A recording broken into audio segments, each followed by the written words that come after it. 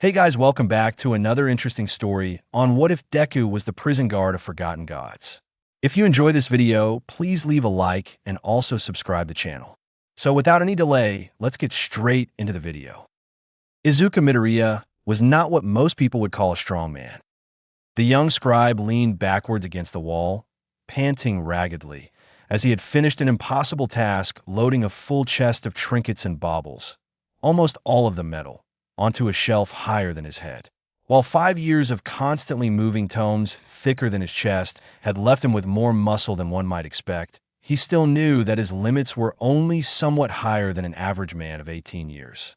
His life possessed no great hardship to forge him into a muscled warrior, no eternal labor of wrestling with uncooperative animals to give him the lean strength of a shepherd.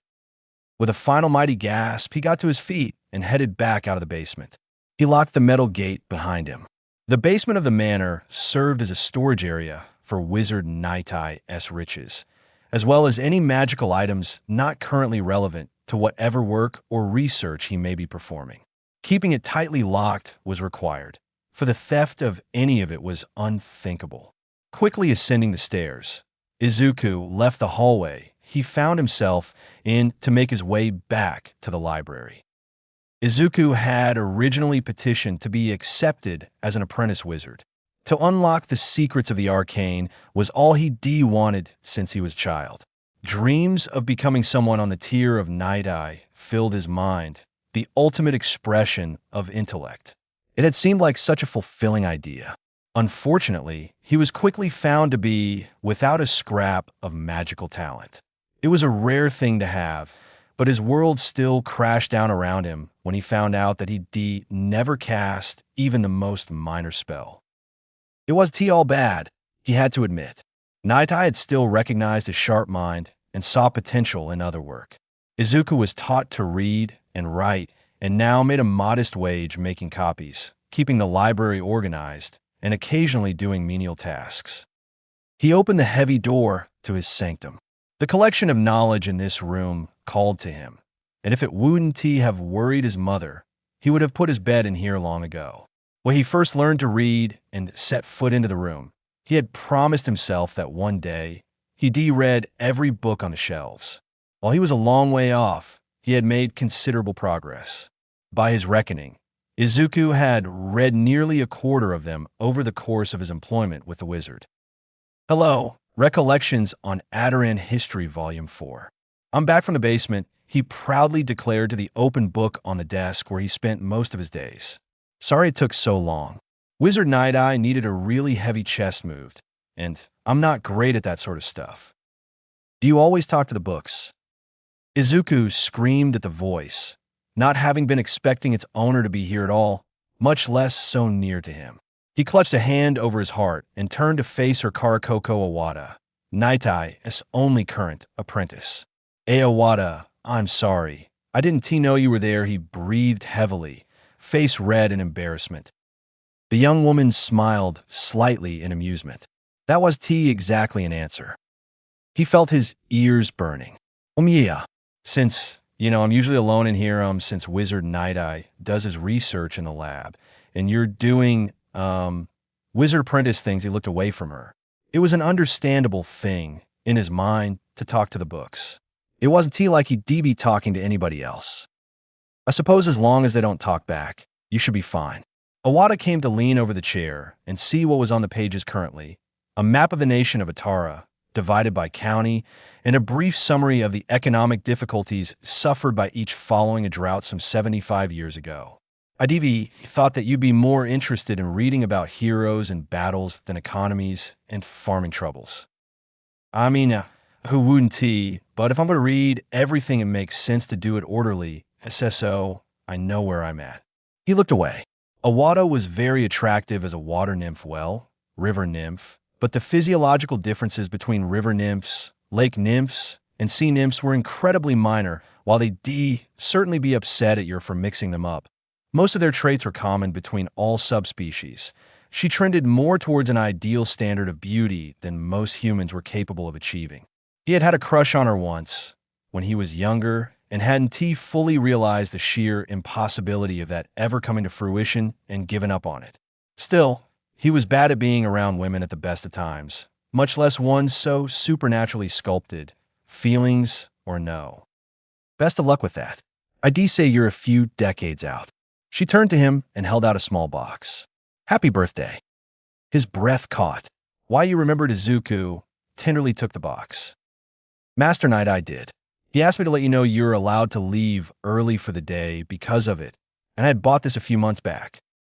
Izuku opened the box, revealing a small, curved dagger beside an intricate leather sheath. The hilt was bleached bone, the blade of bluiting metal. SC Forged Iwata. 3 can't accept this dagger is worth more than I make in a month. A sea forge blade was an incredible item. Crafted by sea nymphs in forges built over thermal vents on the ocean floor. The metal was impervious to rust, impressively sturdy, and kept an edge very well. She shook her head. I was able to trade a few potions that didn't make the cut for regular sale for it. They weren't going to any real use, and I remember how you gushed over mine when you first realized what it was. He swallowed, feeling his face grow hot again. He had read several books about nymphs in his early employment, when he still fantasized about wooing the blue-skinned sorceress. Once he saw her carving a staff with her own dagger, he had lost his mind with excitement. The sea nymphs would happily trade sea-forged goods with their freshwater cousins, but it was much harder to acquire them as a human, since the nymphs prefer to stay in their liquid habitats. I can't. Midoriya. He sniffed and wiped his eyes. Okay, I might not have the words thank you so much, Iwata. He set the box down on the desk and buckled the sheath to his belt, placing the blade within afterward. You're welcome. She smiled at him.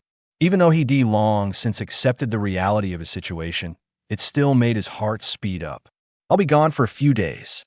I've got to refill my vessel, so Master Night Eye will probably have you running the errands I usually take care of. As a nymph, Iwata was bound to a location or river, in her case that she couldn't leave without slowly beginning to die. However, according to her and Night Eye, all that was strictly required was regular contact with the waters of that river. She nearly killed herself coming to present herself as an apprentice, and her dedication and latent magical talent had impressed him so much that he created her a magical bottle capable of holding vast quantities of liquid. She could be away from the river for months at a time with what was stored within. Oh well, thank you for delaying that for me for my birthday. It really means a lot. It was mostly a matter of convenient timing, she admitted rather bluntly. But I had originally planned to leave this morning rather than in the afternoon, so she shrugged. Iwata retrieved a bag and staff from the cranny she had been waiting for him in and headed for the door to the library. Until then, scribe Midoriya. He raised a hand to wave, even though she wasn't going to look back and see it. Yeah, have a safe trip.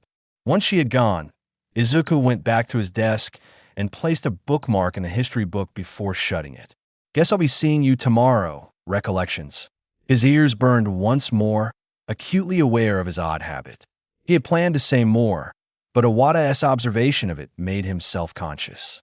Instead, he retrieved his own bag and quietly made his way out of the mansion. Every story about powerful wizards talked about their home, whether it was a tower, a mansion, a castle, or some manner of dungeon. The locale featured prominently in the decision. Night Eye was no exception. While Izuku's village was nothing significant, it was located along a cliff. For most places, this would mean nothing more than a healthy mining and/or quarrying industry. But the half-formed mountain jutting up from the earth had caught the wizard's eye.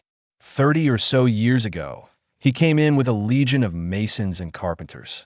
He paid the mayor a king's ransom for the land and the right to demand cancellation of any industrial activities that would threaten the stability of the home he would build. And so, Shizuoka saw a time of economic prosperity from the influx of workers who built the mansion. Many of them had actually stayed in and around the village, growing its size considerably. He looked over his shoulder as he made his way down the path to the village proper, carved straight from the rock by Night Eye's magic. The four-story manor loomed over the horizon, coated in plain colors and sporting a small fifth and sixth story by way of a tower that jutted out of the building, nearing the very edge of the cliff. Despite coming up here nearly every day for the past half a decade, looking at it still filled him with a sense of awe and wonder. While Shizuoka wasn't a tiny village, no other building even approached its grandeur. The mayor's home sported a third story and would have seemed an opulent display otherwise. Izuku had to wonder about cities like the capital, where buildings like this. The sound of heavy breathing tore him from his architectural musings. Izuku's head snapped around to acquire the source, and he saw a man sleeping dangerously close to the edge of the path at one of its switchbacks. He was long and lean, all sharp angles and sinewy flesh. Skeletal was almost an appropriate word for him.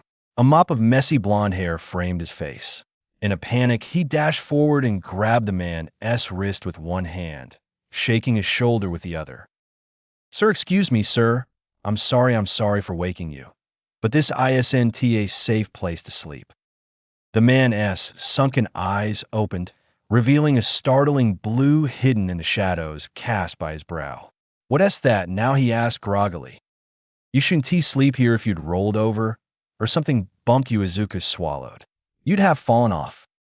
Those eyes, they didn't look half as delirious as the man sounded. They were sharp and calculating. "Well, it's not like I've got anywhere else to go, can't very well sleep in the woods and be eaten, and I've already been told I can't sleep on the streets. Don't have a penny to pay for a room." He pulled his arm free of Izuku's grasp with startling strength. "What does it matter to you? Anyways, why would you care if a stranger sleeps on a mountain path?" Izuku grabbed the man's hand again and pulled. To his surprise, the stranger didn't resist and allowed himself to be pulled to his feet. "It doesn't matter why. Come on, you can come to my house. We don't have an extra bed, but we can spare a pillow and some blankets, and my mother can make some food for you. It'll be better." Than his eyes wandered to the edge of the path, where the man had been sitting. Better than sleeping somewhere dangerous like this. Warmer, too. The summer air wasn't exactly biting, but the nights could still be uncomfortably cool if you spent too long under the stars. The man's mouth turned up in a smile. "And you take a strange man into your home just like that?" Izuku nodded, pulling a little farther towards the center of the path.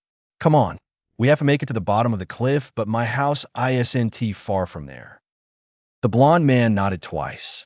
"I knew that I was choosing well." Izuku blinked and hesitated. Choosing what? The stranger's frame swelled. Spindly arms rippled with muscle. His chest ballooned from a stray twig into an oaken trunk, and his legs grew to match. Even his face became rounder as a heavy laugh came from his chest. "Izuku Midoriya, your prayers are answered, for I am here." He recognized the man now. How could not he seen the statues every time he gone into his temple? Izuku let go of the hand and immediately fell to his knees, pressing his nose and hands to the ground. His body shook with barely contained fear, for he was before the king of the gods, the Almighty. Lord Yagi, forgive me for being so presumptuous too. Young Midoriya, if I had not expected that you would attempt to pull me away from the ledge, I would not have sat there. Rise and look me in the eye. Rise, look him in the eye. The very notion that he would look a god, much less the king of the gods, in the eye was unthinkable. How could he do that, moreover? Why would he do that? What possible reason could Yagi the Almighty have to not only talk to him, but ask him to do such things? Was he about to be smited, or was it smitten, smote, whatever the correct word was? He couldn't see another option. He hadn't prayed to the Almighty more than a handful of times in recent years. But it wasn't out of disregard. He just didn't have much cause for needing strength or justice. Most of his prayers went to Nizu. Was he being punished for not praying to the king enough? "You're mumbling, young man," the god said. There was a note of impatience in his voice. It made Izuku stand rigid. Regardless of what was about to happen, nothing good was to be gained by trying the Almighty's patience. With another hearty laugh, Yagi's thumb brushed dirt off the tip of Izuku's nose. "Sit with me, my boy." He turned and strode to the cliff face. With 5 swift strikes, he carved a pair of chairs from the wall itself. A small, terrified noise escaped Izuku's mouth. With great effort, he forced his legs to move to the smaller chair. The only one that could really be considered a chair, actually. The other more resembled a throne. Yai, sir, my lord, my god kingdom.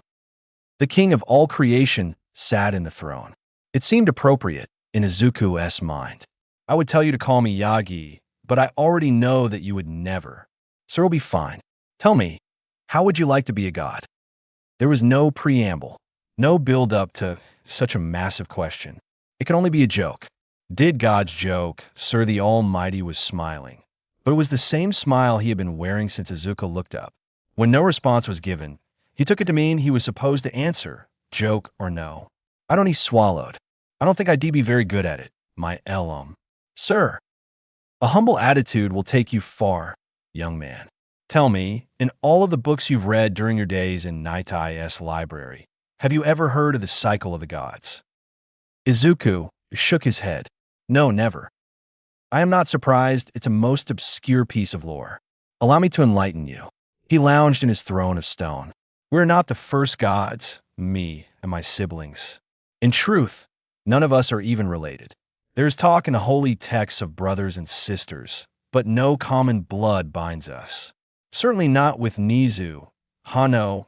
The only brothers I have among the gods are my brothers in arms. Friends who I have fought and bled beside, beginning in the great game and stretching out to now. We all came from disparate walks of life, counting man, nymph, and animal kind alike amongst our number. I was a farmer when I was young. Yagi chuckled at the incredulous face Izuku was making. It's true, I promise. Swear on my throne. The big one, not this one. He knocked on the armrest. There was a light quaking in the cliff. The previous god of justice saw me defending complete strangers from soldiers with a hoe. She was impressed, and she chose me, much in the same way that I'm choosing you. Previous god choosing me, I don't understand. An amused smile. Yes, you do, young Midoriya. You just haven't managed to accept it yet. He shifted in his seat. Gods aren't eternal, you know. Even we must die. And every 3,000 years or so, we do. The time is upon us, and the great game is begun. And, as is tradition, the king must choose his godling last. He leans forward. That godling is you. Gee, godling, but I'm a human. Nobody is born a godling. That is something you become. I take a portion of my godly mantle and bestow it unto you, and you become something more than human. And once I give it to you, you seek out the palace of the gods.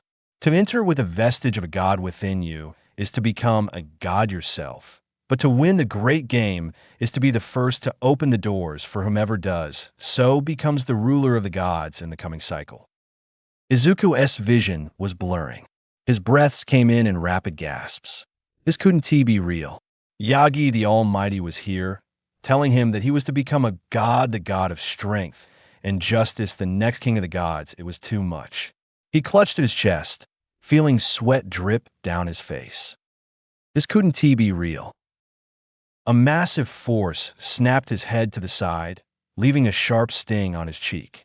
His vision focused back in, and he saw a single hair floating to his lap. He blinked and turned his head back, seeing the Almighty settling back into his throne. Calm yourself, young man.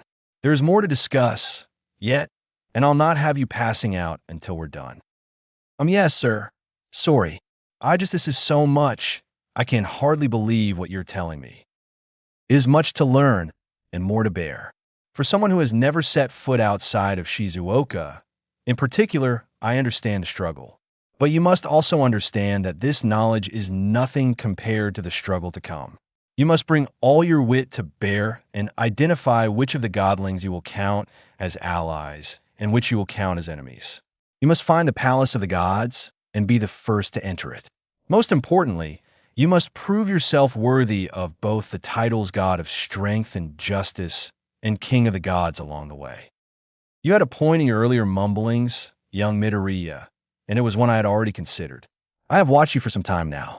You are correct in that your life has had little need for my aid. You have encountered no insurmountable obstacle, no great injustice. Some might argue that you've had it easy. Whether or not they are correct, you have done nothing to earn my power. Normally, when the mantle is bestowed, it brings with it a measure of the god's might and ability. You will not find this to be the case. The mantle may as well be a thin cloak for all it will do, but with each step you take closer to my throne, I will grant a further measure of my power. Izuku's voice had never been smaller.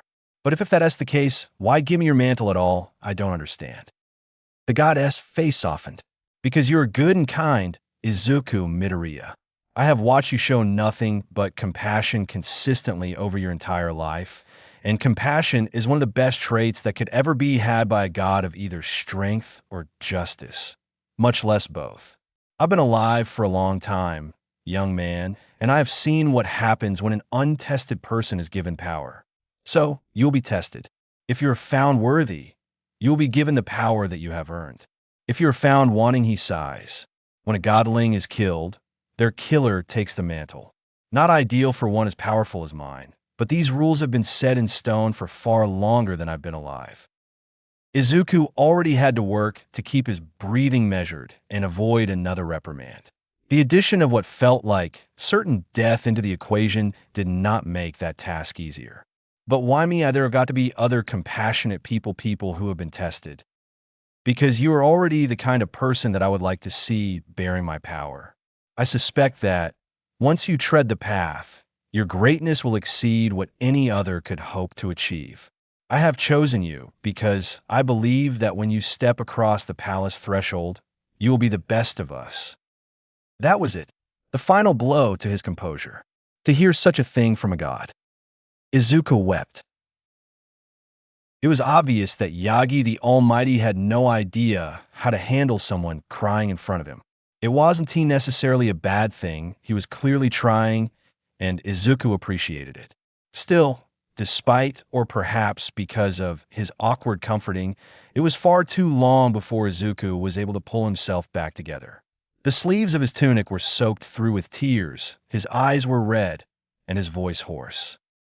"You're done," then the god asked warily. He nodded. I'm really sorry, my lord."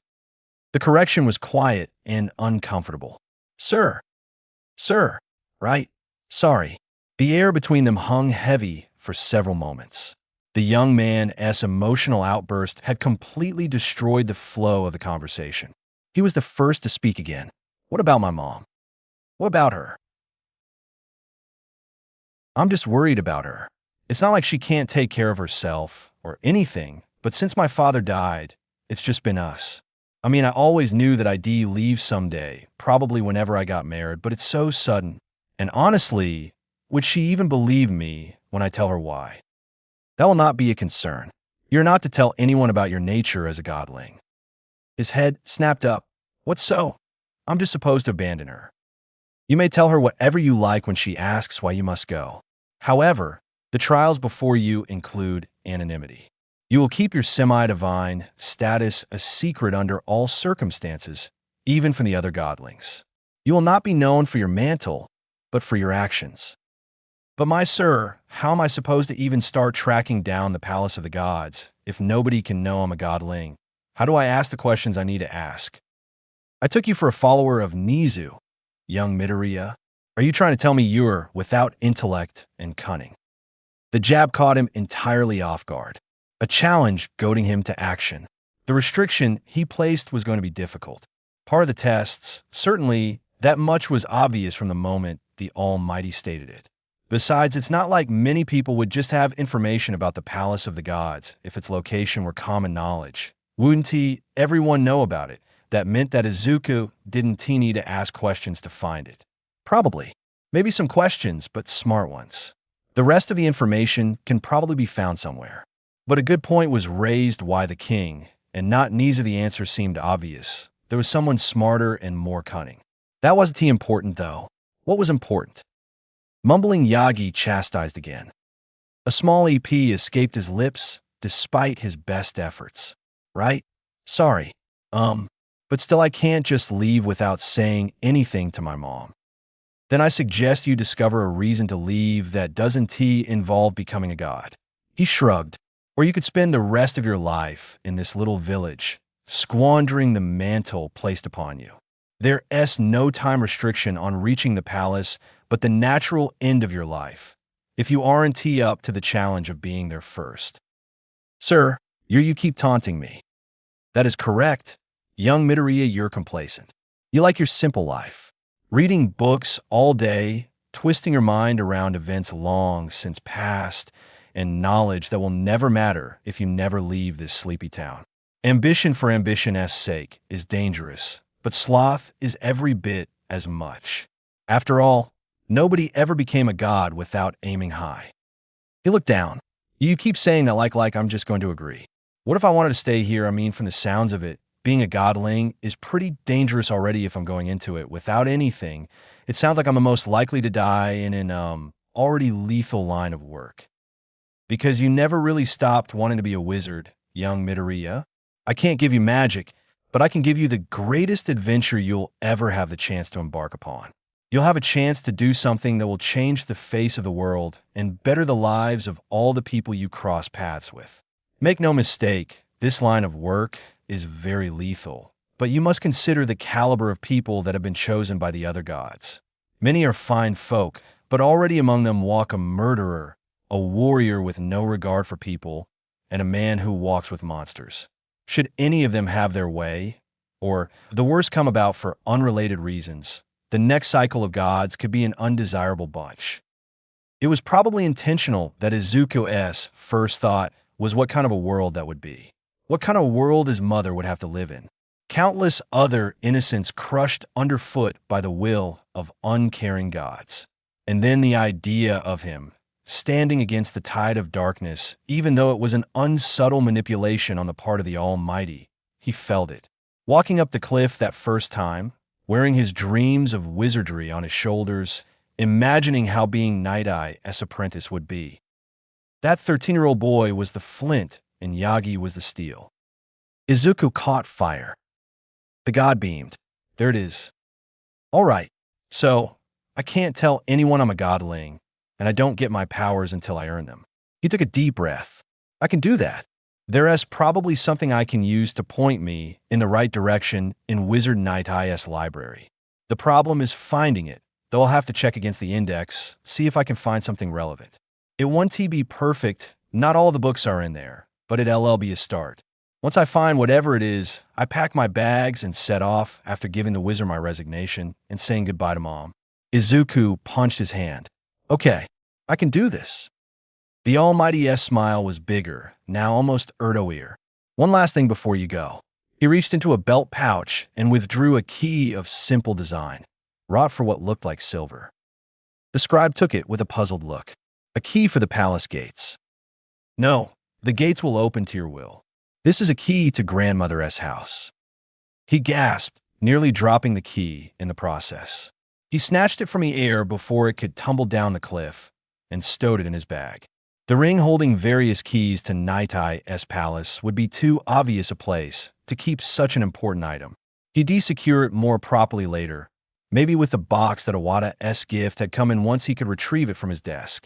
Grandmother's house, why? You're already starting far behind everyone else, between the restrictions placed on me by the rules of the great game and those I have placed on you. It's only fair that I provide you with an edge to make up for some of that loss. Much more quietly, he whispered, and do be polite. Grandmother is a very old goddess, but that doesn't mean she isn't keen, and she's always watching. Izuku nodded. Thank you, sir. Your trust in me won't be misplaced, I promise. Then go forth and become godling.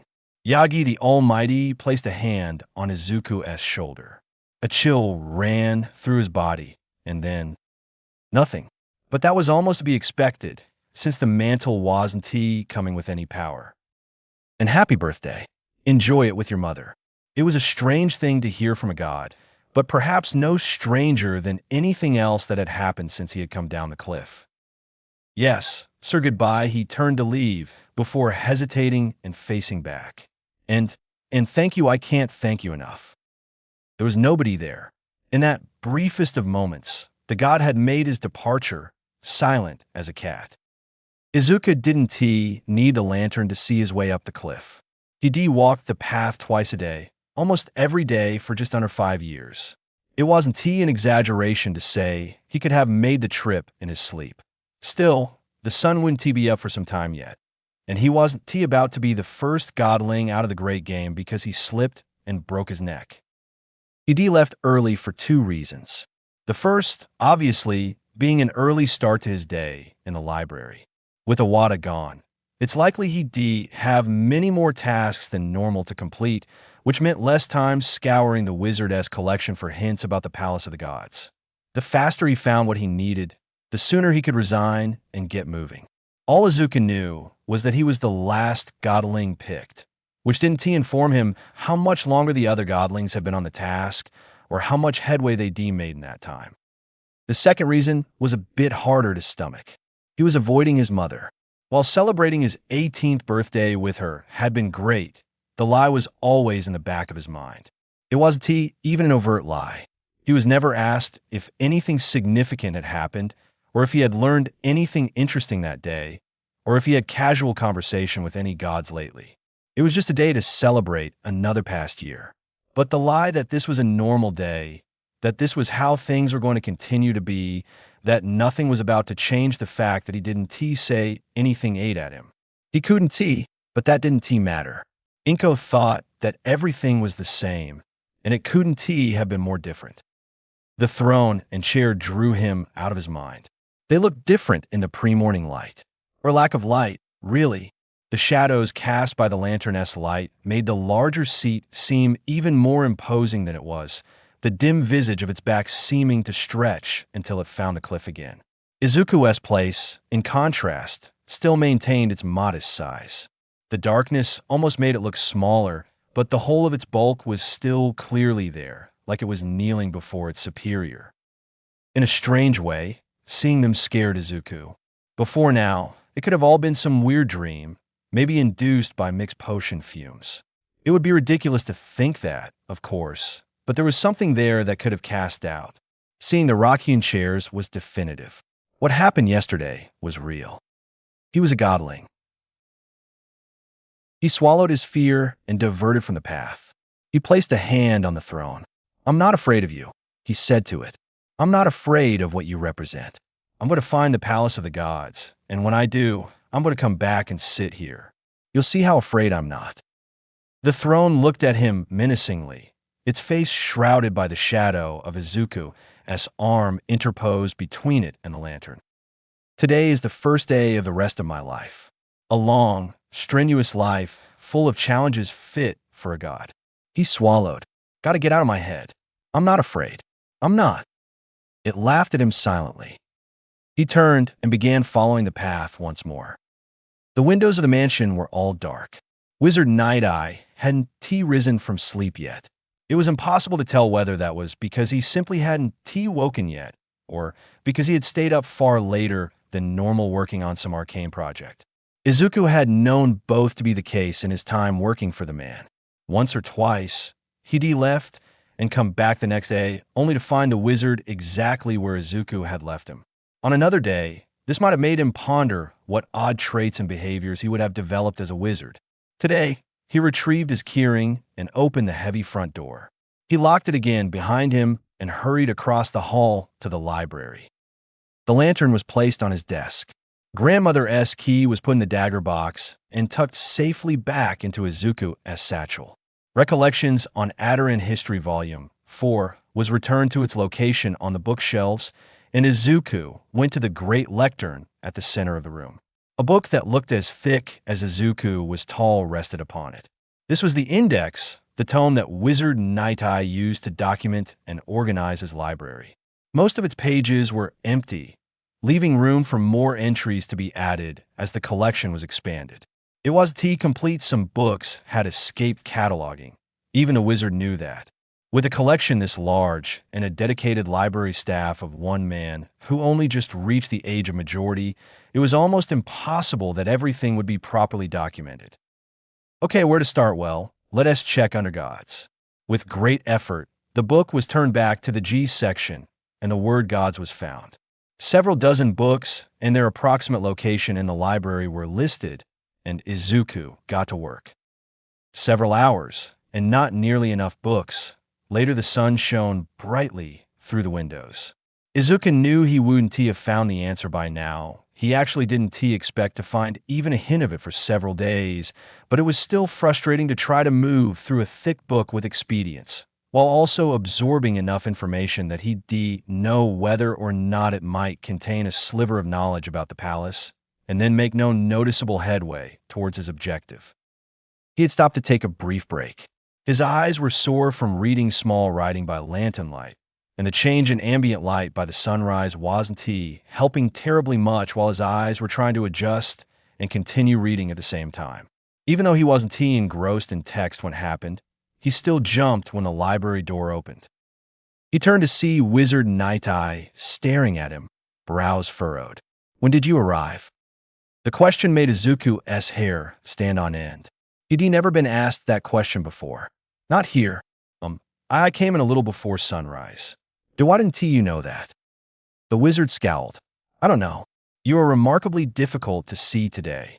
Owada, however, remains clear as day. Do you know why that might be?" He definitely had a theory. "No, sir." Night Eye's gaze remained on him for a long moment.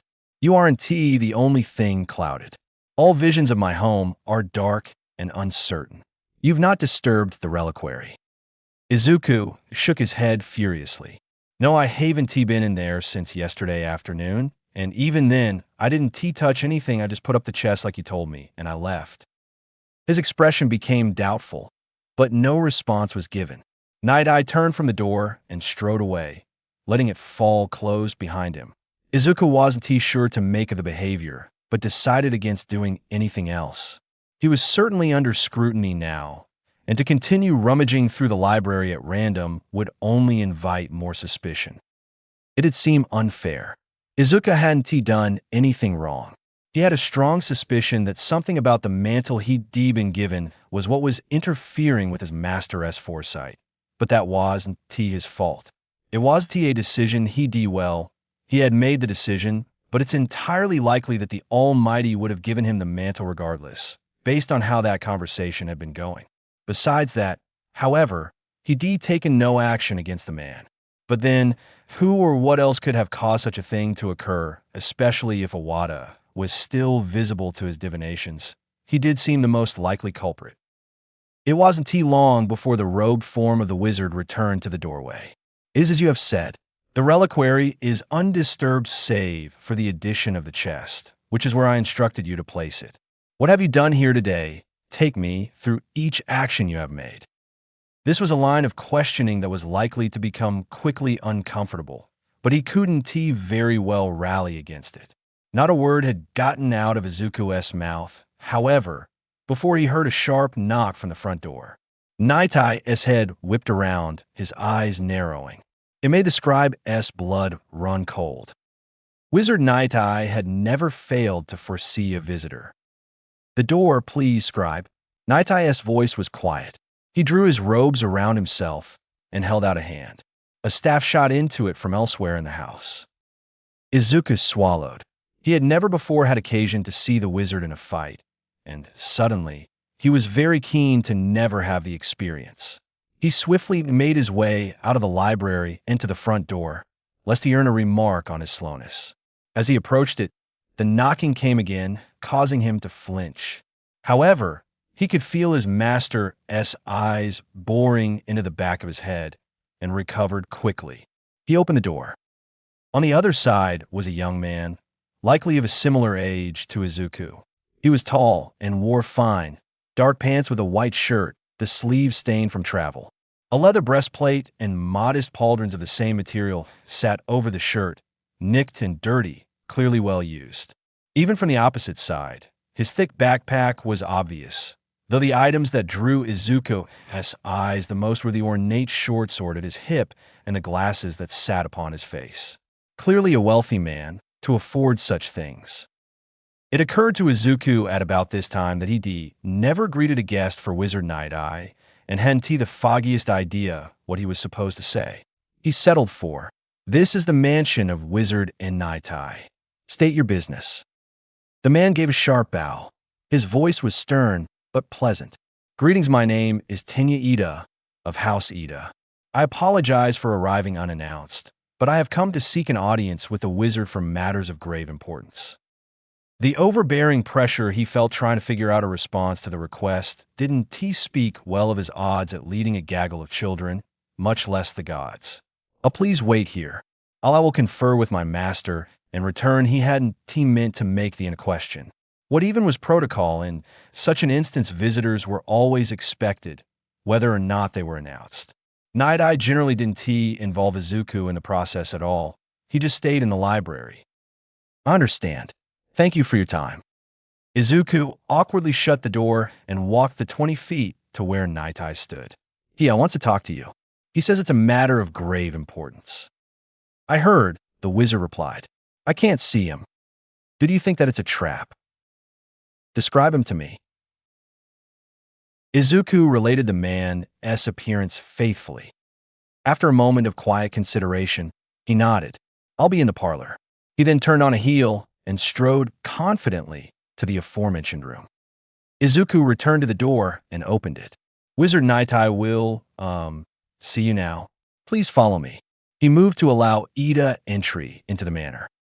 Thank you, the blue-haired man said with another bow. He stepped inside. With the shutting of the door, Ida was led across the entry hall to an open archway that deposited the two young men into an opulent, if cozy, room. Night-Eye did not believe in wasting large amounts of space on something as trivial as entertaining visitors, and so the bare minimum of space was allocated. There was a small table with 2 seats near the end of the room. A short distance away, several comfortable chairs were placed near a modestly sized fireplace. The wizard himself was seated here, deeply engrossed in a book with brass reinforcements on the corners. Izuku swallowed before saying, Master, this is, Tenya Ida of, House Ida. Ida, this is Wizard Night-Eye. What else should he say? Thank you for agreeing to see me, sir. I apologize for arriving unannounced. Night-Eye shut the book and set it down. Worry not. Your arrival was foreseen. If anything, I should apologize to you for not alerting my scribe as to your arrival. Izuku blinked at the overt lie, grateful that his back was still to their visitor. Please have a seat. You as well, Midoriya. You'll find a pen and paper at the table, in the event this discussion requires anything to be recorded. He blanched. Why would he be expected to stay? It could be as simple as fulfilling his duties as a scribe, but he had never been asked to sit in with any of the visitors before. Maybe this was something that Iwata normally handled, but if he had a dedicated scribe on staff, why would the wizard? Midoriya. His head snapped up. Ida had seated himself in the other comfortable chair while he wasn't paying attention. Of course, sorry. His face was flushed red as he moved towards the table to retrieve the required materials. I do apologize, Master Ida. Midoriya is a fine scribe and quite intelligent, but does get into his head sometimes. Izuku hung his head to hide his embarrassment. Once he had arranged everything and seated himself, Night-Eye said there, now that we're all settled, please, what is it you wish to discuss? The blue-haired man cleared his throat. Well, given that you're such a gifted seer, I see no point in being anything but direct and forthright. Are you familiar with the term godling? Izuku flinched, nearly flinging the inkwell as he dipped the pen in it. Fortunately, he managed to control his hand enough to prevent any spills. He began following along with the conversation as best as he could. He'd never taken notes on one as it was happening before, but by skipping unimportant words, he managed to convey the general idea of what was being said. It's an old word, the wizard said, dug up in a few tablets here and there, or on ancient parchments in some of the older settlements of the world. Some speculation on what it actually means has been made, but I can't say I ever particularly invested myself in the debate. I tend to look forward rather than backward. Ida nodded. That is understandable, given your particular skills in the arcane arts. I could provide some context, however, being a godling myself. He managed to prevent himself from visibly flinching this time, having expected this revelation after all. Who else but a godling would bring up godlings I was some weeks ago visited by the god Nizu. He told me that the gods live in cycles of about 3,000 years, after which they pass into the afterlife, much like a dying mortal. In order to safeguard future generations and influence the course of the world in the way they feel is most appropriate, the gods will pass a portion of their powers on to mortals, providing them with a chance to be the next gods. All we have to do is locate the palace of the gods, and our place is secured. There is more, of course, but I understand that your time is valuable, and these are the most important details. He paused, clearly anticipating some manner of response from the wizard. You realize how ridiculous that sounds. It will sound less ridiculous in the coming months, sir. Lord Nizu told me that they would begin sending proclamations to their priests following the selection of the final godling. Naitai waved a hand. Regardless, being that the age of the artifacts referring to godlings does, to my recollection, hold up against what you've said, I'll humor you. What do you want? I highly doubt you came all this way just to provide this information and brag. Of course not, sir. Your collection of obscure tomes is legendary. I was hoping that you would allow me to peruse it so that I may gather what hints may exist about the potential location of the Palace of the Gods. I would not expect to receive such a boon without compensation being offered, either. He reached into his backpack and produced a worn leather journal. It's not a horrendously valuable book, but it does contain the magical research performed by my great-grandfather over the last decades of his life. I couldn't begin to tell you what it covers, however, as I am not educated on matters of the arcane. He held it over to the wizard, who accepted it. Several tense minutes passed for Izuku and Ida while Naitai skimmed through the journal.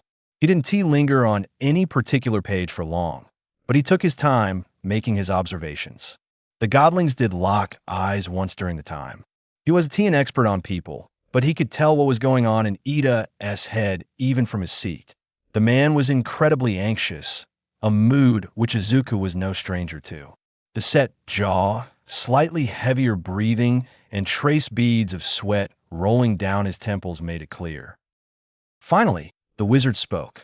It appears to be research on binding spells, which I have little interest in, broadly speaking. Ida's head started to drop and the beat Naitai inserted between his sentences. That said, however, he does seem to believe that he found a way to use arcane magic to bind nymph magic into physical forms. Despite the obviously intriguing implications of this, it could be very useful for my apprentice. He cast the book over his shoulder, floating it over to Izuku and dropping it next to him with a soft whiff. I accept your offer. You will be given access to my library for a term of 1 week. However, your access will be under the strict supervision of my scribe. What asked Izuku? If Midoriya is not present, you are not to be on the premises. I expect you to treat him with the same respect you treat me. Of course, Ida replied. I wouldn't dare disrespect a member of your household while you have shown such hospitality. Your library will be extended the same courtesy. Naitai nodded and rose to his feet. He spoke in a very satisfied tone. Scribe Midoriya, enter that journal into the index before you perform any other duties. Alert me of anything you feel should be brought to my attention. I am going to retire to my chambers for the time being to perform further divinations. Izuku heard what he meant, though I'm going to figure out why I can't see anything happening within my house. He was just going to have to hope that the presence of Ida would sufficiently mask his own part in this. Yai's wizard. Would you like the transcript now? Or burn it? The conversation was brief enough that I will have no issue remembering it, and important enough that I want no record of it having happened. He departed the room without further comment. That certainly wasn't the answer Izuku was expecting. He gathered the page and a half worth of writing he had done, stepped over to the hearth, and cast the papers into it. That was a curious reaction, Ida commented. He had risen and gathered his bag, but I suppose it makes some kind of sense. To be honest, I was surprised he hadn't known much of what I was going to say already. How much was okay to tell an outsider, Yum? Wizard Night-Eye tends to that is his foresight tend to focus on events rather than specifics. I'm not surprised that he saw you coming, but didn't he know why, if that makes sense? That should probably be fine. It's nothing that would give anyone an edge over the wizard, and still maintain the narrative that his vision wasn't currently clouded in a way that had never before occurred. Anyways, the library is this way.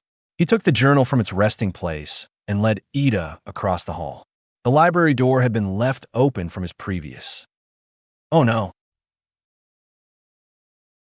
The index was still open to the page on the gods.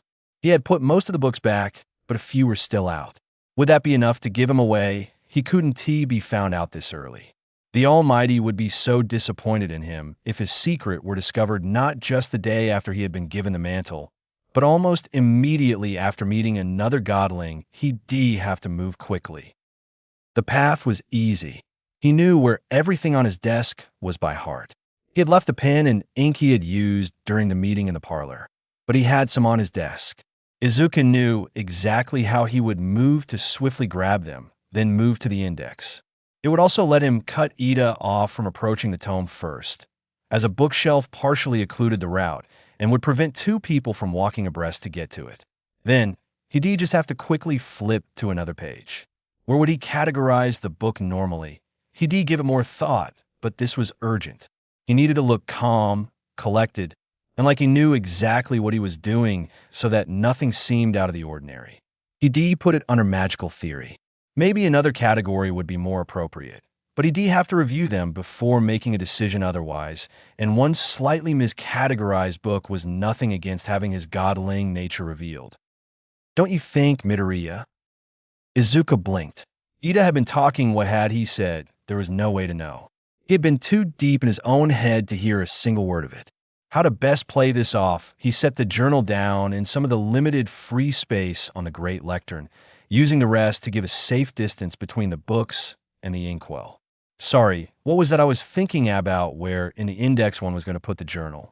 Ida wasn't quite behind him. He seized a thick section of pages and turned them away from the damning evidence. Philosophy. Too far. The godling of cunning and intellect chuckled. With it being that thick, I'm not surprised. There must be a wealth of places it could be categorized, and you know it that well. Not all of it. Parts one know better than others. It kind of depends on what kinds of books are coming in. Nymphs. Getting closer. But what was it you were saying? I was commenting on the size of this library. My family is wealthy, but this place utterly eclipses our own. It's a rare thing to find such a collection of knowledge. Oh, I guess. Wizard Night-Eye has been living here since my mom was a little girl. It's always been here, not that I take it for granted. I spend basically all of my spare time reading here. I work from a little after sunrise to just before sunset, basically just long enough that I can make it back down the cliff before it's dark, but there isn't always a lot to do. So, I make sure the library stays kept, and I read. He shrugged. Magical theory. Izuku breathed a sigh of relief, which had the immediate opposite effect. Hopefully Ida hadn't heard. In careful, practice strokes, he wrote journal of he stopped, double-checking the inside cover of the book for a name. Koga Ida. Now, came the other question where to put it. The guest spoke as he looked around. How long have you been working here? How much have you read? I can't imagine how much knowledge could be absorbed with such time spent within these walls. Bookshelf 56 had several other texts on magical theory on it, and the slant of the books suggested that the journal could be made to fit. He recorded its new home, scattered some sand found in a pouch stored in a lower portion of the lectern, over the wet ink, and went to place it on the shelf. I've worked here for a little under 5 years. It wasn't even a snug fit. There was plenty of room. As far as what I've read, he turned to look at the shelves behind and around his desk. From there, Izuku gestured to the point at which he had started his organized dissection of the library after he had first learned to read, then trailed his hand over a large portion of the back wall and the shelves that jutted out of it. To about there. It's probably about a quarter of the collection by my guess. Maybe just a little less. I think the far wall might be a bit denser as far as how many books are on each shelf. Such dedication truly. You have the heart of a scholar, Midoriya. Izuku rubbed his head and chuckled awkwardly. If you say so. I just like to learn things, I guess. And I like reading. Under other circumstances, I might suggest you look into joining the Temple of Nizu, but it seems a bit self-serving at this point, I think. Ida moved over to the index. So, this contains the name and location of every book in the library. Not every book. There are some that aren't in there, but Wizard Night Eye hasn't gotten around to figuring out which ones are missing or where they are. I offered to try and audit everything a few years ago, but he said that it'd take me far too long to do so and that it'd be simpler for him to just divine it. The other godling nodded in understanding, but he is a very busy man, and his time is better spent on wizardly pursuits than tracking a few errant tomes. Yeah, something like that. The question that had been nascent in the back of his mind finally took enough form that he could ask it safely, or at least ask it without undue suspicion. So what does it really mean, being the godling of cunning and intellect? Besides being the chosen successor of Nizu, you mean his blessing gives me enhanced mental faculties. I was already an exemplary student in all subjects presented to me, but now I learn and absorb information much faster. I've also found it gives me. He paused, then looked at Izuku. Why do you ask? Izuku's arms flailed around in front of him. I'm not trying to get you to reveal your deepest secrets or anything, I swear. I was curious, and I wanted to know what being a godling means or is like. Ida continued to give Izuku a cutting look for a long moment after he finished his response. The scribe felt like he was going to collapse backwards with how much he shrank under his gaze. Finally, the response came. I suppose it's only natural to be curious about it, especially for one as academically inclined as yourself. You'll see it for yourself soon enough, anyways. He turned back to the index. I have an odd form of limited prescience. I am capable of skipping several steps in the process of gathering information. For example, I can tell you that esoteric arcana will not contain any information that will aid me in locating the Palace of the Gods. I can't tell what information it would give because I don't know the right question to ask my mantle. A glance to Izuku. The mantle, of course, being the godly power bestowed upon me by Lord Nizu. There was a pause as he continued, looking down the page. Now, the metaphysical as physical analyses on the unseen does contain information that could help me in my quest, but I don't know what that knowledge is, what form it will take, or how it will help. I still have to read the book, find the information, and determine how it could be relevant and helpful. My prescience will further aid me in that as I attempt to find where in the book I need to be reading, but I can't do that until I put my hands on it. Where is bookshelf 38? Izuku pointed a shaky hand at the requested location. That's amazing, all that just by looking at the index that would cut. Even with the index, there are thousands of books in here, and you know which ones are helpful just by looking at them, that you might actually be able to find something significant in the week you've been given. Ida moved over to the bookshelf and began perusing it for the required book. I still plan to fully exercise the time given to me. I doubt I'll find something so overt as to actually completely reveal the location, but I do hope to find a collection of hints that may together give a more complete picture.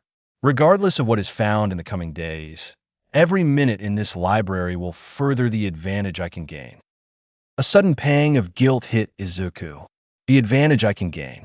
Ida was here for himself, and Izuku was just going to leech off of whatever he could find. It felt wrong. But there wasn't anything to be done for it. He couldn't tell anyone that he was a godling, even if it would be the right thing to do. But the Almighty had said that he needed to find godlings to count as friends, too.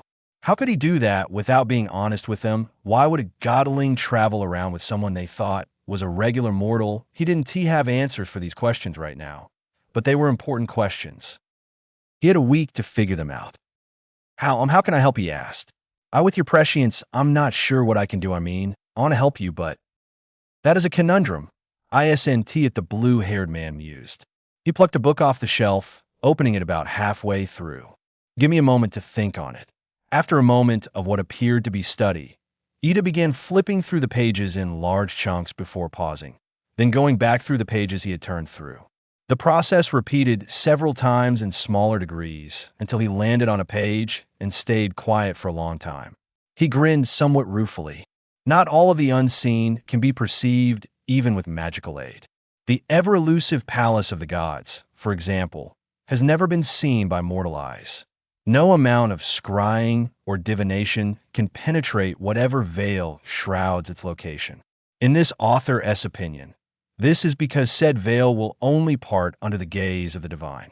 Technically helpful, in that it tells us how the palace can't be found.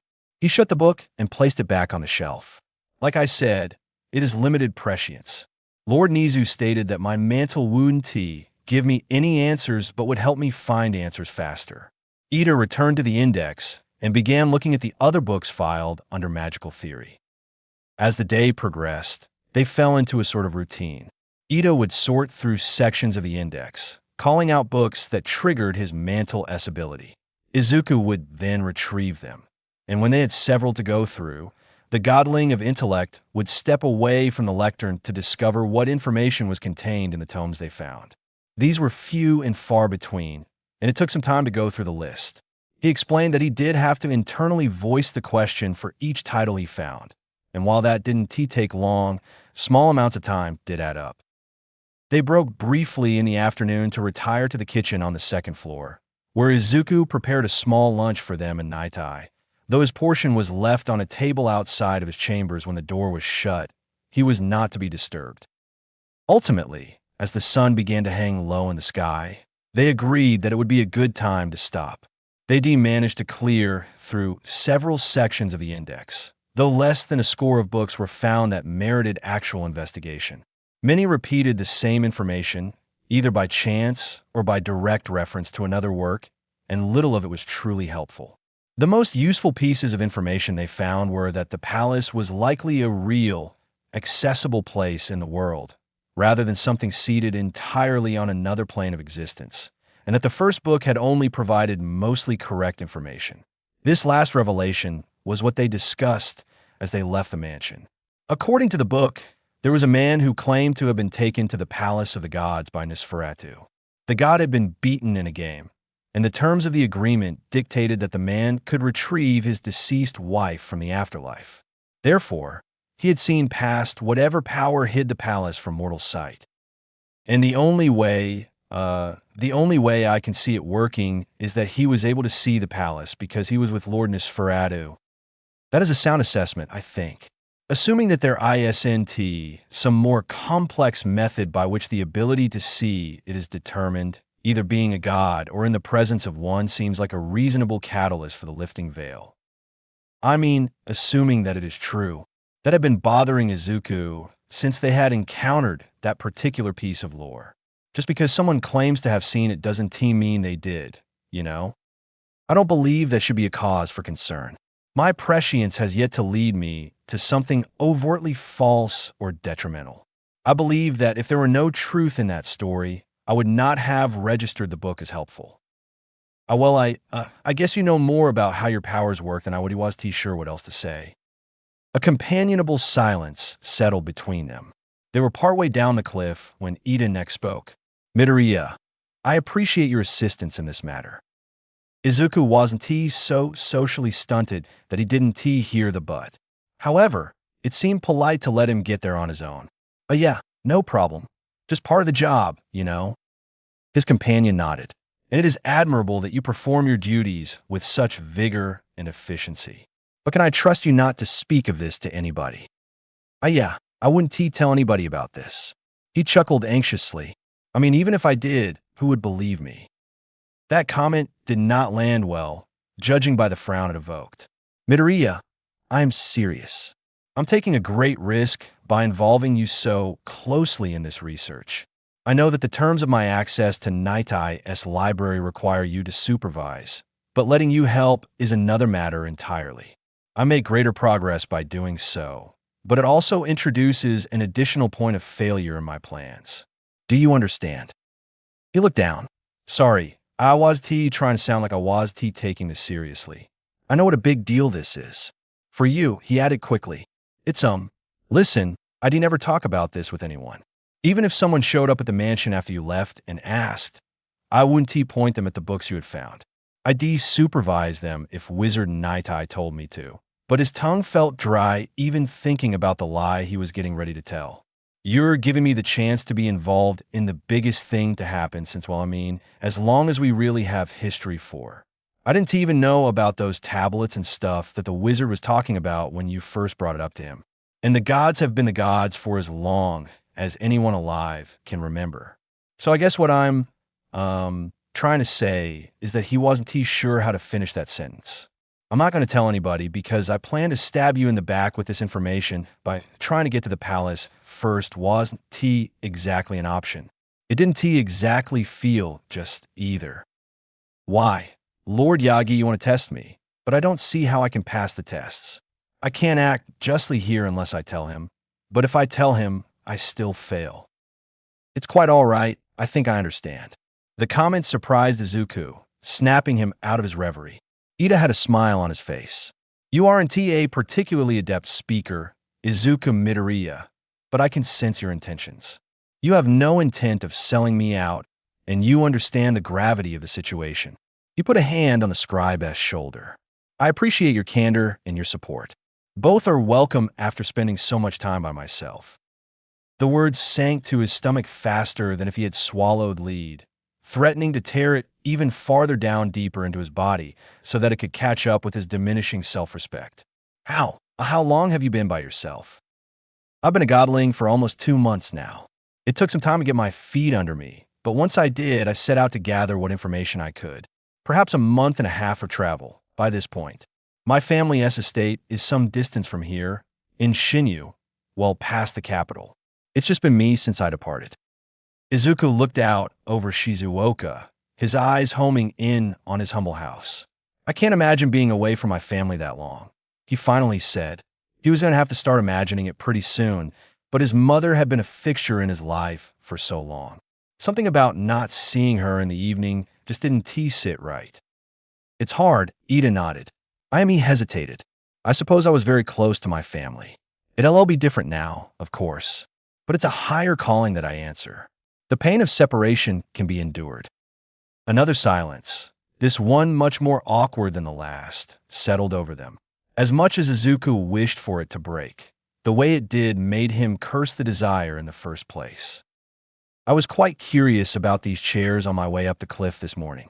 Why are they here? It seems like an odd place to have them, and to have been carved directly from the stone like that his companion had stopped to regard the earthen furniture. Izuku had to consciously avoid rubbing his arm. It'd be an obvious tell. These things, I really don't know. They just showed up one day like I was coming up the cliff and they were there. It was a long moment while Ida considered the stone and what he had said. I suppose it could make a kind of sense. I've noticed a large number of stone buildings here. Perhaps a mason decided to try plying his craft in a different manner. He shrugged. Maybe. Regardless, the craftsmanship is excellent and there's no maker's mark. A shame, they would do well to take pride in their work, he paused. Why do you think one of the chairs is larger than the other, almost a throne? Really? Maybe the creator was trying to make a statement of some sort. The next several minutes were long and full of awkward lies and half-truths. Izuku regretted all of it. He headed for the cliffside path the following morning with much more of a spring in his step than when he had parted ways with Ida there the previous afternoon. It was something that would last, he knew. Something about a good night's sleep had washed away the grime of his lies and left him feeling refreshed and honest. He had even managed to speak to his mother in a way that felt normal, which he hadn't been able to manage all of yesterday. This would all crumble by the time he got to the library. Then the lies had to start again, and he'd be right back to feeling like garbage for hiding everything from Ida. And then he'd feel bad about his mom again. Soon enough, the guilt would begin to creep in about not telling Naitai, though it was only a matter of time until he was found out. And what happened when Owada returned, he'd have to start lying to her too. This line of thought was toxic. Izuku already felt his posture slumping as he let it continue. He forced himself to stand tall. It was going to be for long, but for now, he got to feel good about himself. Best to take it while it was possible. This mood preserved itself all the way up the cliff, where he was able to pretend that he was just on his way up to another regular day of reading in the library and running odd errands for Wizard Night-Eye. Somehow, lying to himself didn't seem nearly as bad. It barely even registered to him when he did it, and the realization was easy enough to push aside until he crested the final rise and saw the glint of light off of Ida's glasses. It wasn't his fault. Ida hadn't done anything wrong. Izuku didn't even really want to believe he had done anything wrong, though the words always rang hollow in his mind. All the same, the sight of the godling brought the previous night's grime back onto his conscience. He took a deep breath, let his feelings out with a heavy sigh, and stood as straight as he could. "Good morning. Ida ready to get to work today?"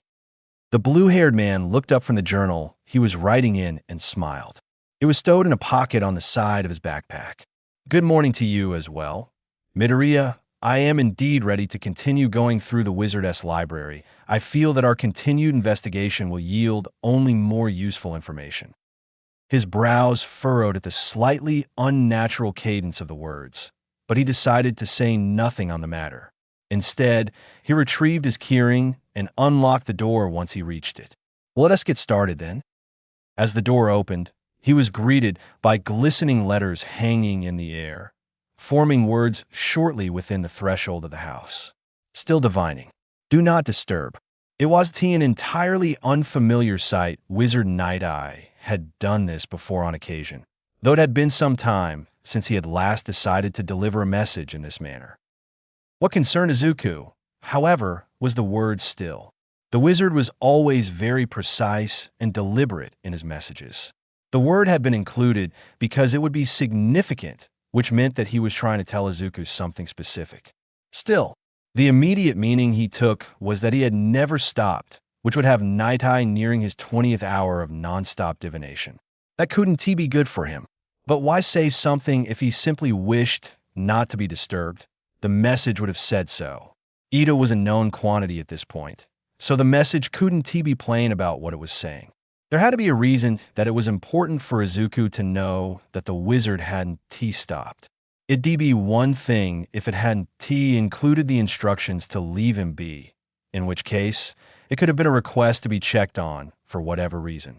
But he was to leave his master undisturbed, while being aware of the situation.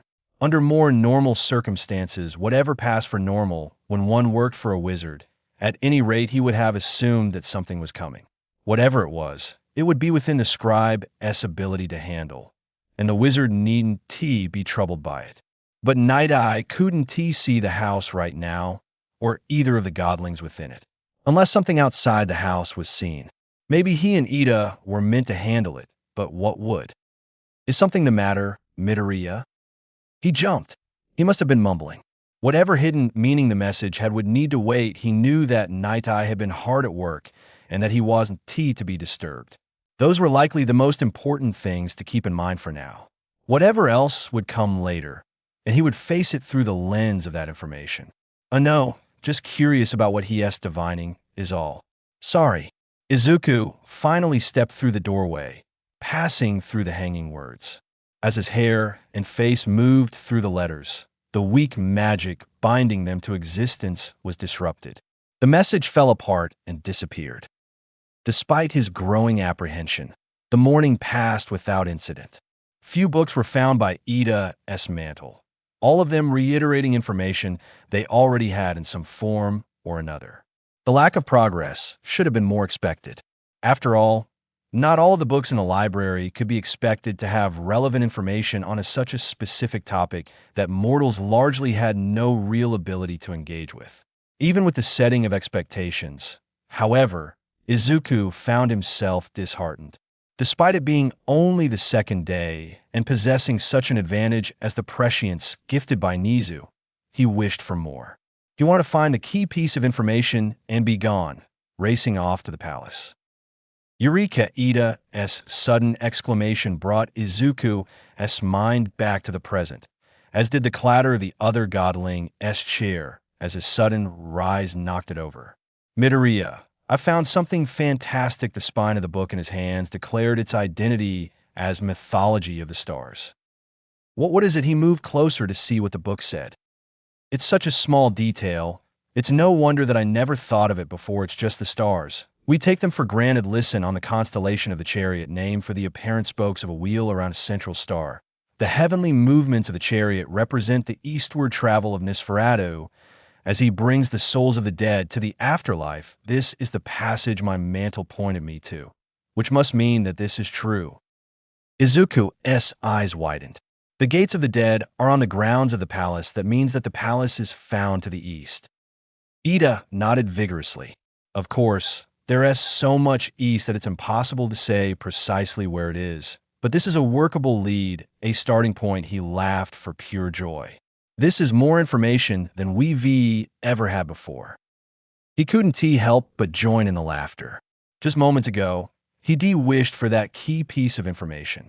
This wasn't it, but it was a massive leap of progress, and the excitement brought his heart bubbling up in his chest. The crashing of the library doors opening cut that feeling short.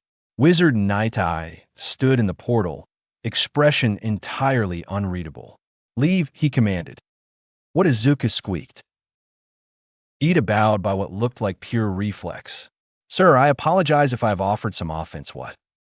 Night Eye strode into the library, stopping by Izuku's desk for the briefest of moments to scoop up the young man's bag. He hurled it the few feet between them.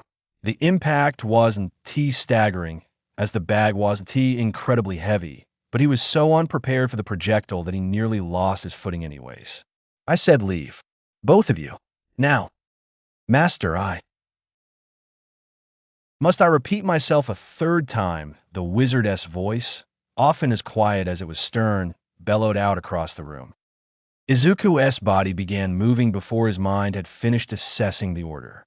He scrambled over a short pile of books, stammering out apologies as he shuffled through the tiny gap left between the wizard and the very bookshelf he had used to obstruct Ida the previous day. When his mind finally caught up to reality, he was already out of the mansion. Ida followed shortly after, a massive crash and thunk punctuating his exit as the door was magically slammed and the seldom-used bar put in place on the other side. The young noble, who had always seemed so serious and composed, also had eyes wide with fright. "What was that about?" he asked, voice shaky. "I don't know. I've never seen him act like that before." Finally getting his breathing under control, he shouldered the bag that his master had thrown at him. Even when he was cross with Awada is his apprentice. But even when she did something bad, he's never yelled before, that I've heard. "What do we do?" He looked back at the door, which barred him from the library he had come so far to see. Izuku shook his head. "I don't know," he repeated. "But whatever it is, we should go. Wizard Night Eye is only going to be more upset if we linger, I think. We can, come back tomorrow and see if he's more amenable to our presence." Ida sighed, closing his eyes and hanging his head. "I can only hope. I'm glad we found that last passage when we did, all things considered, but I should like to find much more before acting on it." Izuku put a hand on the taller man's shoulder. "Well, we can deal with that, tomorrow." He hoped he sounded comforting, or like he knew what was going on, which for a certain definition of knew, he suspected he might. It had only been a matter of time before Night Eye realized that Izuku, too, was a godling. He had hoped for a less explosive reaction, but it seems the wizard was quite incensed by his lies, even if they were mostly of omission. Ida would naturally also be removed, as he wouldn't want to leave him unsupervised in the library, and certainly had more important things to do than take that responsibility upon himself. He resolved to try to get Ida permission to return to the library, at the very least. It felt the best way to approach the situation. The other godling would be able to find more refined information, and Izuku could head east. Maybe by some twist of fate, he'd stumble onto another lead. A sigh answered his statement. "You are correct. This is best handled tomorrow, after his temper has settled." Izuku felt a hand clasp his shoulder as well. "You are a stalwart and dependable companion, Midoriya, and I can't thank you enough for it. When the time comes, I'll ensure you are well rewarded for your faithful aid." His stomach churned. "Yeah, I'm not doing it for a reward, but you're welcome, I guess." The two of them turned and began heading down the path. Awada. Night Eye could feel his apprentice's surprise as he reached out to her. "Master, what is it?" "I'm going to die." Mental communication was tricky. There was a fine line between just speaking back and forth and actively reading each other's minds. The line was impossible to draw, and because of that, he flinched at sudden stunned feeling coming from the nymph. "What, master? What is happening? Why are you going to die?" "I don't know. Since you have left, a cloud has settled over the mansion. Divination is all but impossible. I've spent the last day attempting to pierce through it, and I've just now managed to break through it enough to receive a vision of myself, pinned beneath a burning crossbeam. No, that when will this happen? I can come back if I'm fast. I'll still have enough." "No," the clarion thought drowned hers out. "You will do no such thing. My divinations are immutable. You know this. However, only I appeared in the vision. I have already sent Midoriya away with money and a copy of my will. Anything that remains when you return will be yours." "But master, I can't just leave you to die." "You can and will. Return to your river, Wizard Awada. I have acquired a new text that has promising research on the possibility of binding nymph magic into a physical form. It has been placed in the reliquary, where it will be protected from the flames. I'm sealing it now." He finished his ascent back up the staircase, and, with a surge of power, solid stone slid over to disguise it. "You remember the incantation to unseal it." There was no response. "Wizard Awada." "Yes, Wizard Night Eye, I do." She was crying. She was doing a remarkable job of composing herself to hide it from him, but he could still feel the shake in her thoughts, much like a tremble in the voice. "Is that it? Then I get the land and whatever else is left, and you're just gone." "That does appear to be the case, yes. I suspect Midoriya will still be here, if that brings any solace. I'm sorry I couldn't be there to properly say goodbye. The closer you are, the more in danger you'd be. As of now, I am the only one who has to die. I prefer it this way." He paused briefly. "You were an exemplary apprentice. You were a great teacher. Goodbye, Wizard Awada." "Goodbye, Wizard Night Eye." The grief was palpable as the connection severed. With the reliquary sealed and Awada informed, Night Eye set to his next task, activating the wards around the mansion. He may have been about to die, but there was no reason to go quietly. Awada was a strong young woman and would get over his death in time. She was also too far away to reasonably attempt intervention, which is why she had been informed that it would happen. Midoriya would certainly have fought him on the order to leave if he had explained, so the money and were surreptitiously placed in his satchel. He also was not going to be party to the death of a godling. Night Eye didn't know what the ramifications of a god's chosen successor dying were, but he did know that when Nosferatu carried him to the gates of the dead, he wasn't going to be responsible for it happening. The wards were set. With it, he could seal the library as he did the reliquary, but such a thing was wildly impractical without removing such things as windows and any contact with an external wall. Besides, a library with no windows had no business existing. Reading by candlelight was murder on the eyes if you did it too much. He sat down in the parlor and started a fire with a wave of his hand. It was strange, knowing that he was about to die. He had always known it would happen, of course. Everyone died. It had always seemed that there'd be more time to prepare, however. More time to settle affairs, to talk to the people that mattered to him. With anywhere between scant minutes and hours to come to terms with his mortality, everything seemed rushed and insufficient. He passed his remaining time by centering himself and gathering his magical power. He wasn't too sure what form his death was going to take, but when there was a thunderous roar at the front gates, he knew that it was time.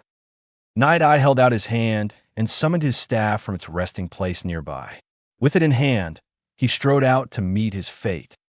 Izuku Midoriya was not what most people would call a fit man. His lungs burned from the effort of running back up the cliff. He had been nearly at the bottom when he heard a cacophony from the mansion. Ida had tried to stop him, but he had cast off his satchel and started running as fast as he could. It was still long minutes before he staggered to the top, but it was considerably faster than he'd normally been able to do. The flames covered the entire mansion. If he hadn't already been gasping for breath, it might have caught in his chest. Another horrendous noise echoed out from inside. With a ragged heave that sounded like a pained whimper, he ran through the unhinged doors.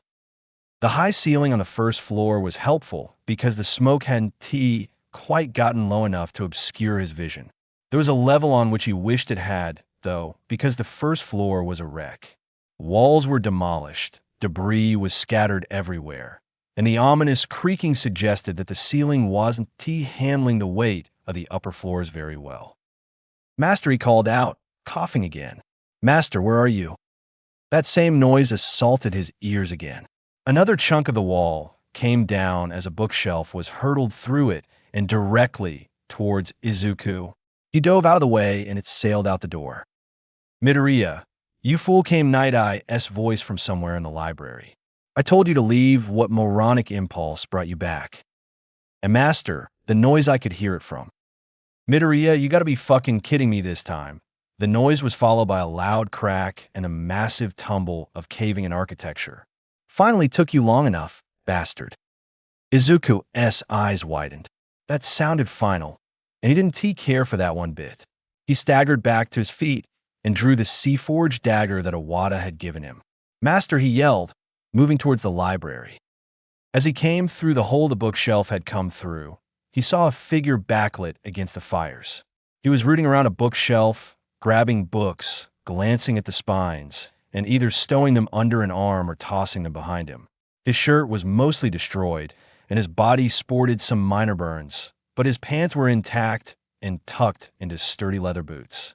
As some rubble shifted under Izuku's feet, the person turned around.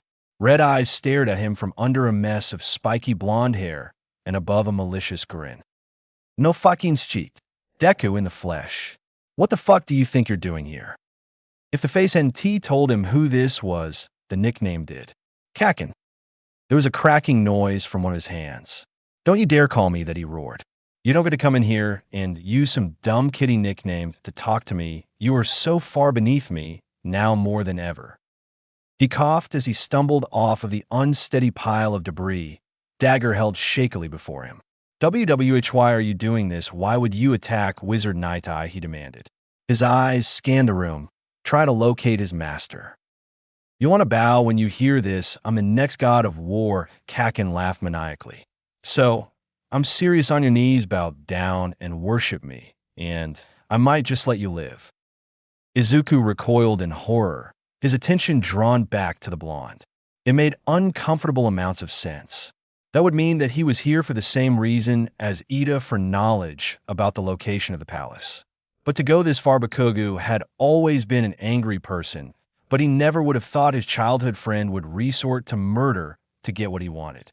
A voice in the back of his head reminded him about the Almighty's comments about the unsavory folk numbered among the godlings. He couldn't let him leave with the information he and Ida had found. He put both of his hands on the dagger, and what came next he had no idea how to fight. The godling of war snarled. "What? You think you're going to stop me, useless fucking Deku?" He held out his free hand. There was a series of small pops around it. Izuku didn't know what it was going to do, but he knew he needed to not be where he was when it happened. A roiling mass of flame shot into existence, hurling itself forward through the air and back through the hole the scribe had come through. Izuku had the foresight to jump out of the way. Having had any warning about the attack, he was able to land at least on his hands and knees instead of sprawling across the floor like he had with the bookshelf. "So what? You come in here, you stab me, you haul the wizard out, and you're a big damn hero. How the fuck are you going to do that? You've never done a damn thing in your life that wasn't watching the clouds or being dead weight dragging me down." The godling of strength rose to his feet. The noise, no. The explosions made sense now, as did Kakin's aggression against Night Eye. His parents made fireworks, and they had been practically forced out of Shizuoka when one had burst too close to his house. Wizard Night Eye had demanded a stop to all fireworks. and Mayer had caved to the request rather than incite the wizardess wrath. That had been what 10 years ago his old friend certainly knew how to hold a grudge. "I don't know," he said in reply, "but I know that I can't just do nothing while you kill people despite the fires, despite his exhaustion, despite the untenable odds." Izuku found his breath coming easily.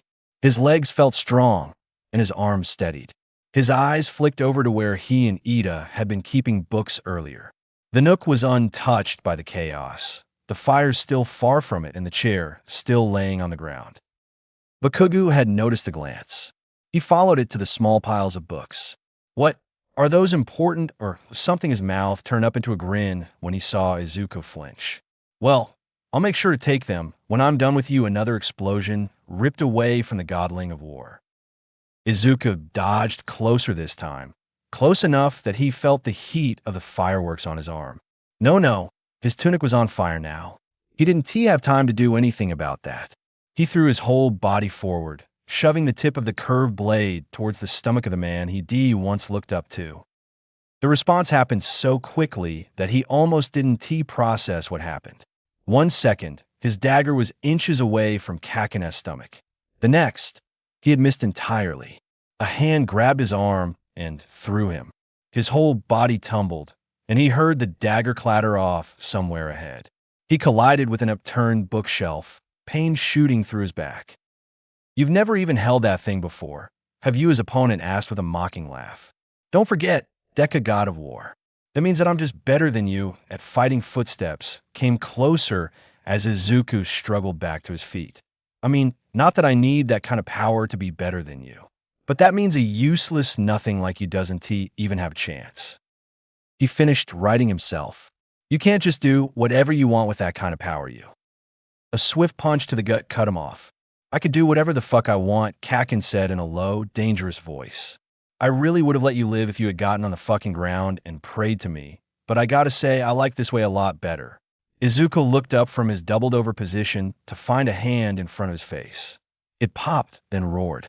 Pain engulfed the front of his body, and everything went black. A dull throb brought Izuku back to consciousness. The sound of crackling fire confused him for a moment, but then the throb turned into a sharp stabbing sensation, and he opened his eyes with a gasp. Well, he tried. He was pretty sure only one of them opened, from the mass of blackness covering the right half of his vision. His memories came back in time with the pounding in his head. He coughed as he looked around and tried to assess the situation. He was still in a library, and the fires had gotten worse. Most of the bookshelves were consumed, and it was only by the mercy of the gods that they hadn't spread to where he was. He couldn't see his dagger from here, but that wasn't important. Izuku rose, a searing pain flooding through him. His torso ached, and a fearful look down confirmed that it was coated in burns.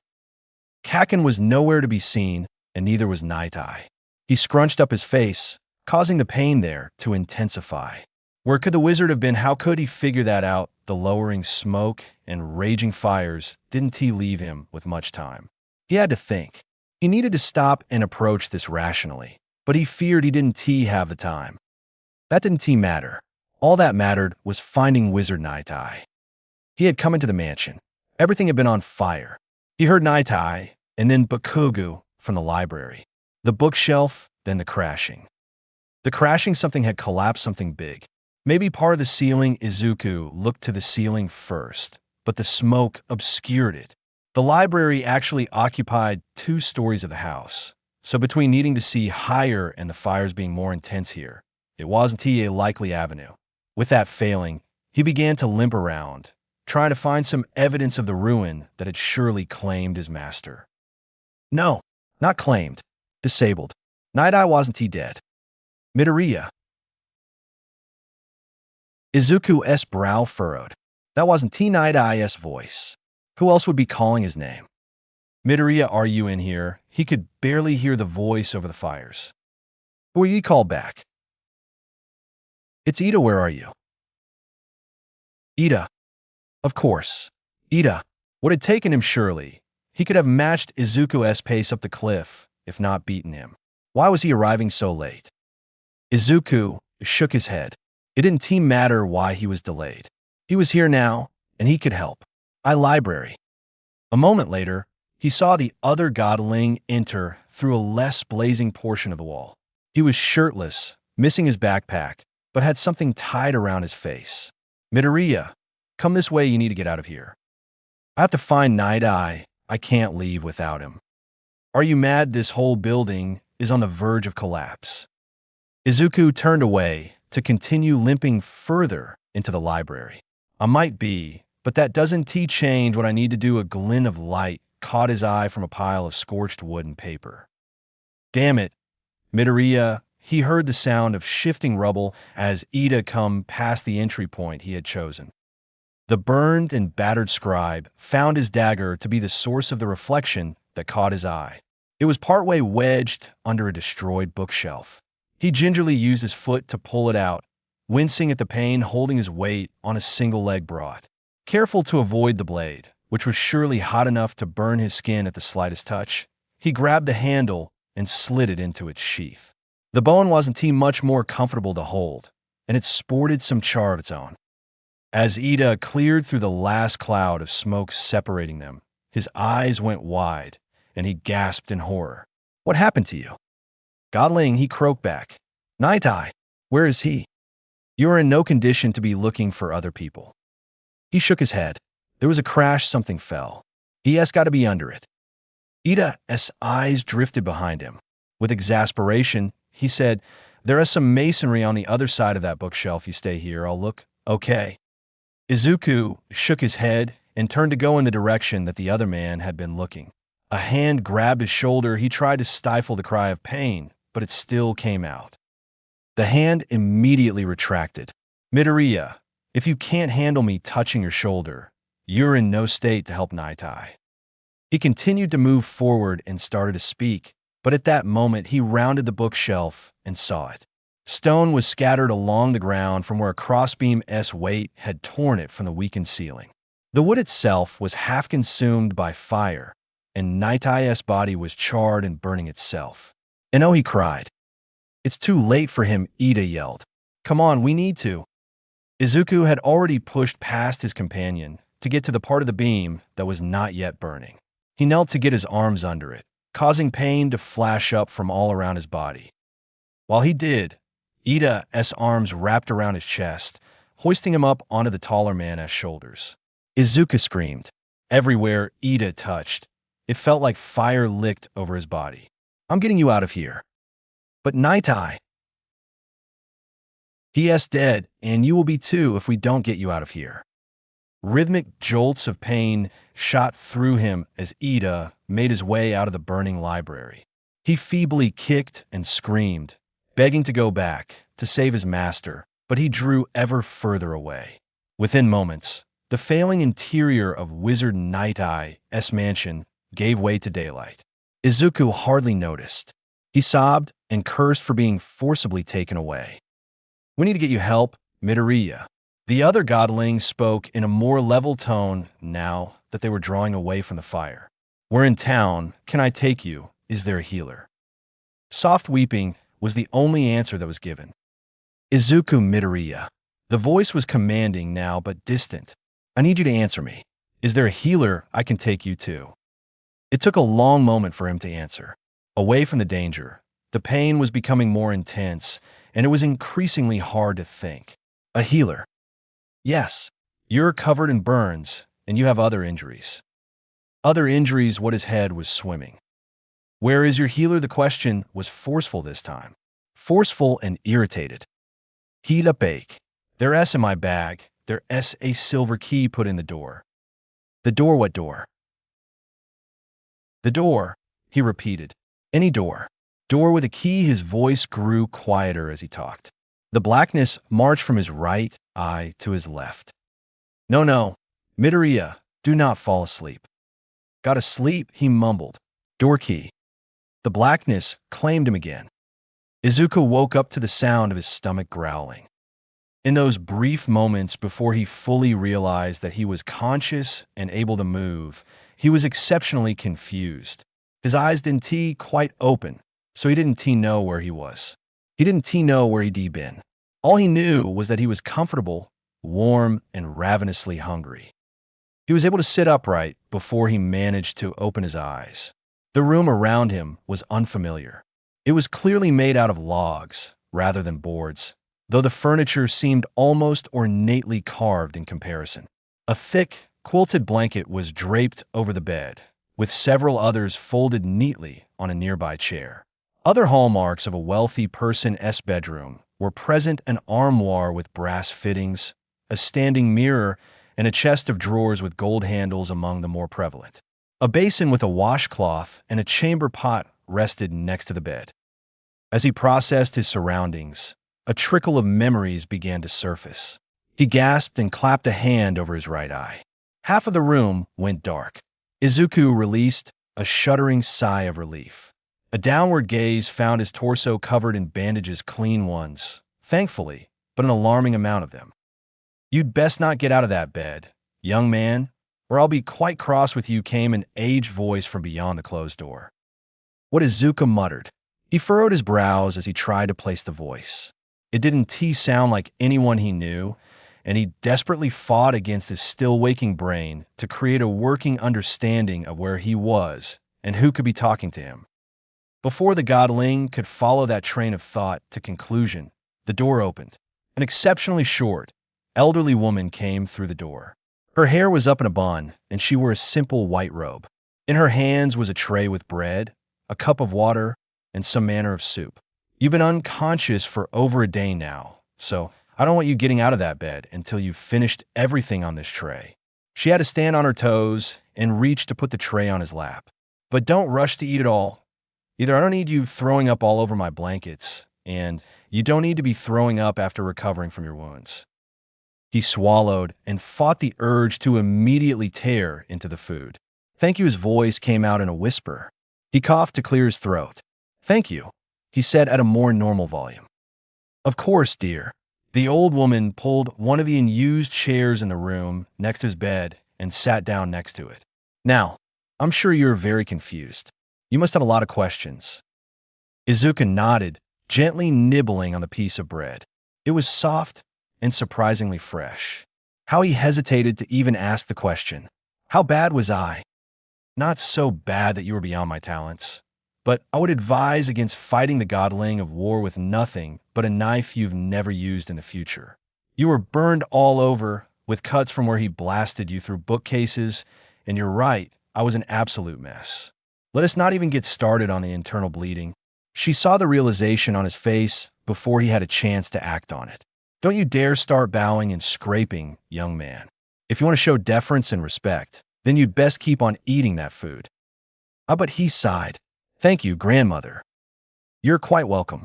Of course, you'll need to call me Granny Chio when little Tenya is with you." He nearly choked on the bread, but I couldn't. A severe look from the goddess of healing cut him off.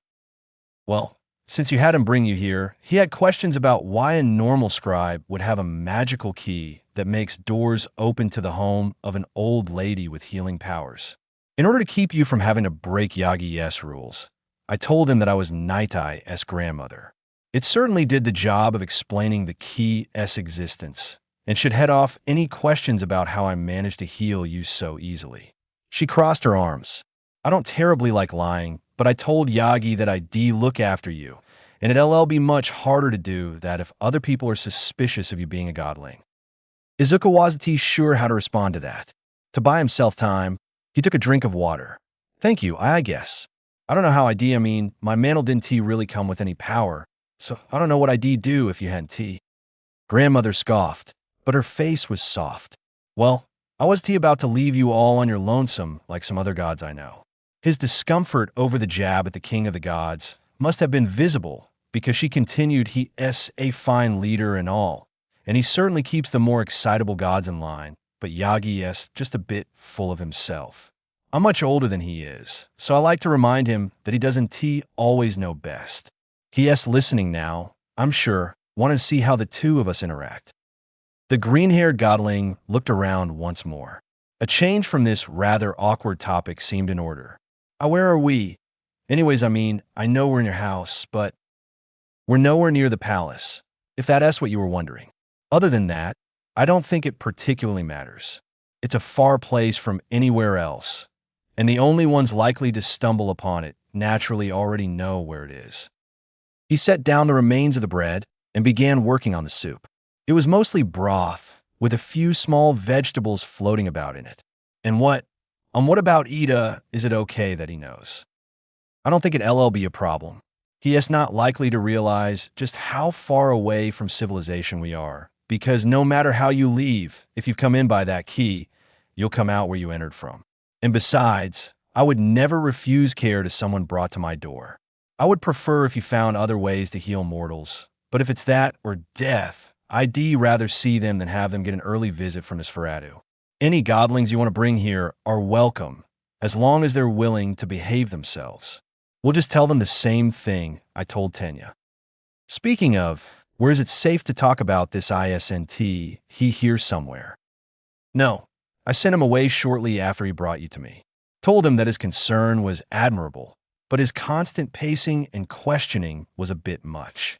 He said that he'd be staying in Shizuoka for a few more days to make sure you were okay, and I told him that I'd make sure you knew to go see him before he left. Suddenly, Izuku's appetite was gone. He set the spoon down and tried to find the words to voice his concerns. You're wondering about how to handle the lie between the two of you. He started, causing some of the soup to slosh out of the bowl and onto the tray. Incredibly mindful of the glare that earned him from the goddess, he swallowed and chose his words carefully. I don't know how I can't be just and lie to him. And to just use the information he found and run off to find the palace myself would be horrible of me. Grandmother nodded. That certainly is a troubling conundrum. What should I do? It was a forward question, perhaps, but he had yet to find the answer himself. Perhaps she would impart some great wisdom to him. Oh, Izuku, it's quite impossible for a god to directly advise a godling on the subject of the great game. I'm afraid I can't tell you a single thing about what you should do. Oh, he hung his head, mouth pressed in a line. That meant he wasn't going to be any closer to answering that particular question. After a quiet moment, she said, I would advise you to use that brain of yours, though. You're being shamefully negligent of it. That was an odd thing to say. It really wasn't advice as one would traditionally give it, or at least not any more than just being told to think about it. The fact that she said that was significant, somehow. His previous experience with divining meaning from Night Eye as cryptic statements and messages would prove a distinct advantage, if this was the only way that he'd be receiving advice from gods. So, the question became, how did he need to use his brain? The immediate answer was obviously incorrect, because he had been thinking about how to handle the issue with Ida, and he'd gotten nowhere for it. The only other reasonable possibility in this context would be to use his brain to think about her inability to give advice. You can't tell me what I should do. Can you tell me what I shouldn't do? Oh, heavens no. That's much too obvious of a loophole to be allowed. The rules of the great game are well written enough that specifically telling a godling what not to do has been disallowed since the first time it was played. It had seemed worth asking, but she did bring up a good point. You didn't have to be a genius to think of that avenue. That said, it did seem like she thought he was on the right track. The way she had phrased her sentence indicated that there was a loophole somewhere for him to exploit. So, what other options are there? I'd guess you probably couldn't do yes or no answers. Those would still be covered under telling me what or what not to do. That is a reasonable assumption. That gave Izuku pause. Is it a correct one? It is. But you phrased it that way to make me ask that question. Did I? He looked at her for a long moment. You're trying to make me poke as many holes in the rules as I can. Why would I do that? Because you're trying to lead me to the correct conclusion. And what makes you think that? Izuku furrowed his brow. You're only answering me in questions. Am I? The obvious answer was yes, but was that the response she wanted? You are. Which means that the questions are important. Why would a question be important? Her eyes were twinkling. Because a question has an answer, she didn't say anything. Because the question is the answer. That's an interesting theory. He looked at her studiously. So, you can answer me in questions, because a question doesn't tell me what to do or what not to do. This had to be it, because a question makes me get the answer by myself. She made a go-on motion. He gripped his chin in a thinking pose. There was something he was missing, but he was close. But you can't overtly lead me into the right questions because that's the same thing as telling me. I have to ask you the right questions so that you can ask me the right questions so that I can find the right answer. He looked back at her, right? Grandmother tapped a finger to her temple with a smile on her face. With this knowledge, Izuku took a moment to consider how to approach the subject. Playing a cat-and-mouse game of questions didn't seem like the best way to get another perspective on this situation, but it did seem like the only way. What questions to ask, though direct questions on a matter wouldn't get him any result that would be helpful. He ate a few spoonfuls of broth while he deliberated. Lord Yagi want me to act in just ways. But none of the options before me are just. With no correct options, how does someone decide what to do? Is justice really what's most important, she asked. Is reaching the palace what's most important? That is a question only you can answer, dear. I can't know how badly you want or need to be king. A dead end, but it was worth considering. Was reaching the palace first the most important thing to him? Is me reaching the palace first what's most important to Lord Yagi? Would the other godlings be so bad that Yagi would want you to act unjustly? That seemed like an odd question, given her earlier one about whether being just was important. Why would she ask questions that seemed to place it at both ends of his list of priorities? Moreover, it couldn't be that all of the other godlings were poor choices to be the king or queen, he supposed, of the gods. Does the great game really matter in the context of what I do? That's a big question. Does such an important event really matter so much? Again, a question that placed contradictory implications on the importance of the subject. But you're saying that I'm thinking in terms of playing the game, and I shouldn't be. But what other terms would I consider? What other terms do you have? It took him some time to come up with the answer. My own. Why would you think of this in your own terms when you could be considering it against the game's? Because there's no correct option if I think about this as part of the game. I need to think about what I want to do, about what I would do if I weren't part of it. Why wouldn't you be part of the great game? Izuku furrowed his brow. You can only be part of the great game if you're a godling. So if I was part of the game, I wouldn't be a godling. And what would that mean? Well, if I wasn't a godling, I wouldn't be interested in the great game. I wouldn't have known anything about it. But Ida still would have come to seek out Wizard Night Eye's library, and I still would have helped him. Grandmother sat back in her chair, saying nothing. That was the moment that it clicked for Izuku. I still would have helped him. I still would have gone back for Wizard Night Eye, and he still would have gone back for me and tried to save my life. And I would know, I do owe him my life. I probably would have died in there trying to swallowed. Get Night Eye out. So I should help Ida, I should go with him, and he gripped his chin. No, that can't be right. It's still leeching off of him and his progress. Unless I support him as the king of the gods, but that would be contrary to what the Almighty told me to do. That sounds like something that will require a considerable amount of thought. Izuku blinked. It couldn't be that simple. Couldn't it? So this buys me time. I can keep helping Ida and repay his faithfulness to me. And at LL, give circumstances time to change or for things to develop more. And give me the context I need to make a better decision. Maybe even just one with the options that could open up in time. Grandmother stood up. Finish your food and call for me when you're done. We'll see about having you walk around the house a little bit. Once you can walk by yourself and we get a little meat in you, just to be safe, we can talk about you going to see little Tenya. He nodded. Thank you, grandmother. I had such a simple answer, but I don't think I could have gotten to it without help. Sometimes a sharp mind is a terrible curse. The tendency to think about things can be a burden as often as it can be a blessing. She left the room, shutting the door behind her. Izuku shut the door to grandmother's house behind him. He walked into the late afternoon light of a street in Shizuoka that he recognized well. Ida must have taken him into the first building that had a locking door after coming off the cliffside path. The thought led him immediately to a painful series of memories about the mansion and its inhabitants. He'd spent so much of his life in that building and with those people that it almost didn't seem real that it was all gone. Awada would be back eventually, but would she stay with a very literal bond to another place and nothing keeping her here? It seemed likely that she wouldn't. It wasn't that he was upset about that precisely. More like it felt like the ashes of his life were already scattering. The mansion was gone. Night Eye was gone. Awada would be gone soon. He'd be gone soon. Gone from the life he knew. From his home. From his mother. Initially, he had planned to go and find Ida. There were plenty of places he could be staying in the city, but it stood to reason that he'd be relatively near the path up to the mansion. It probably wouldn't have taken very long to track down the young noble.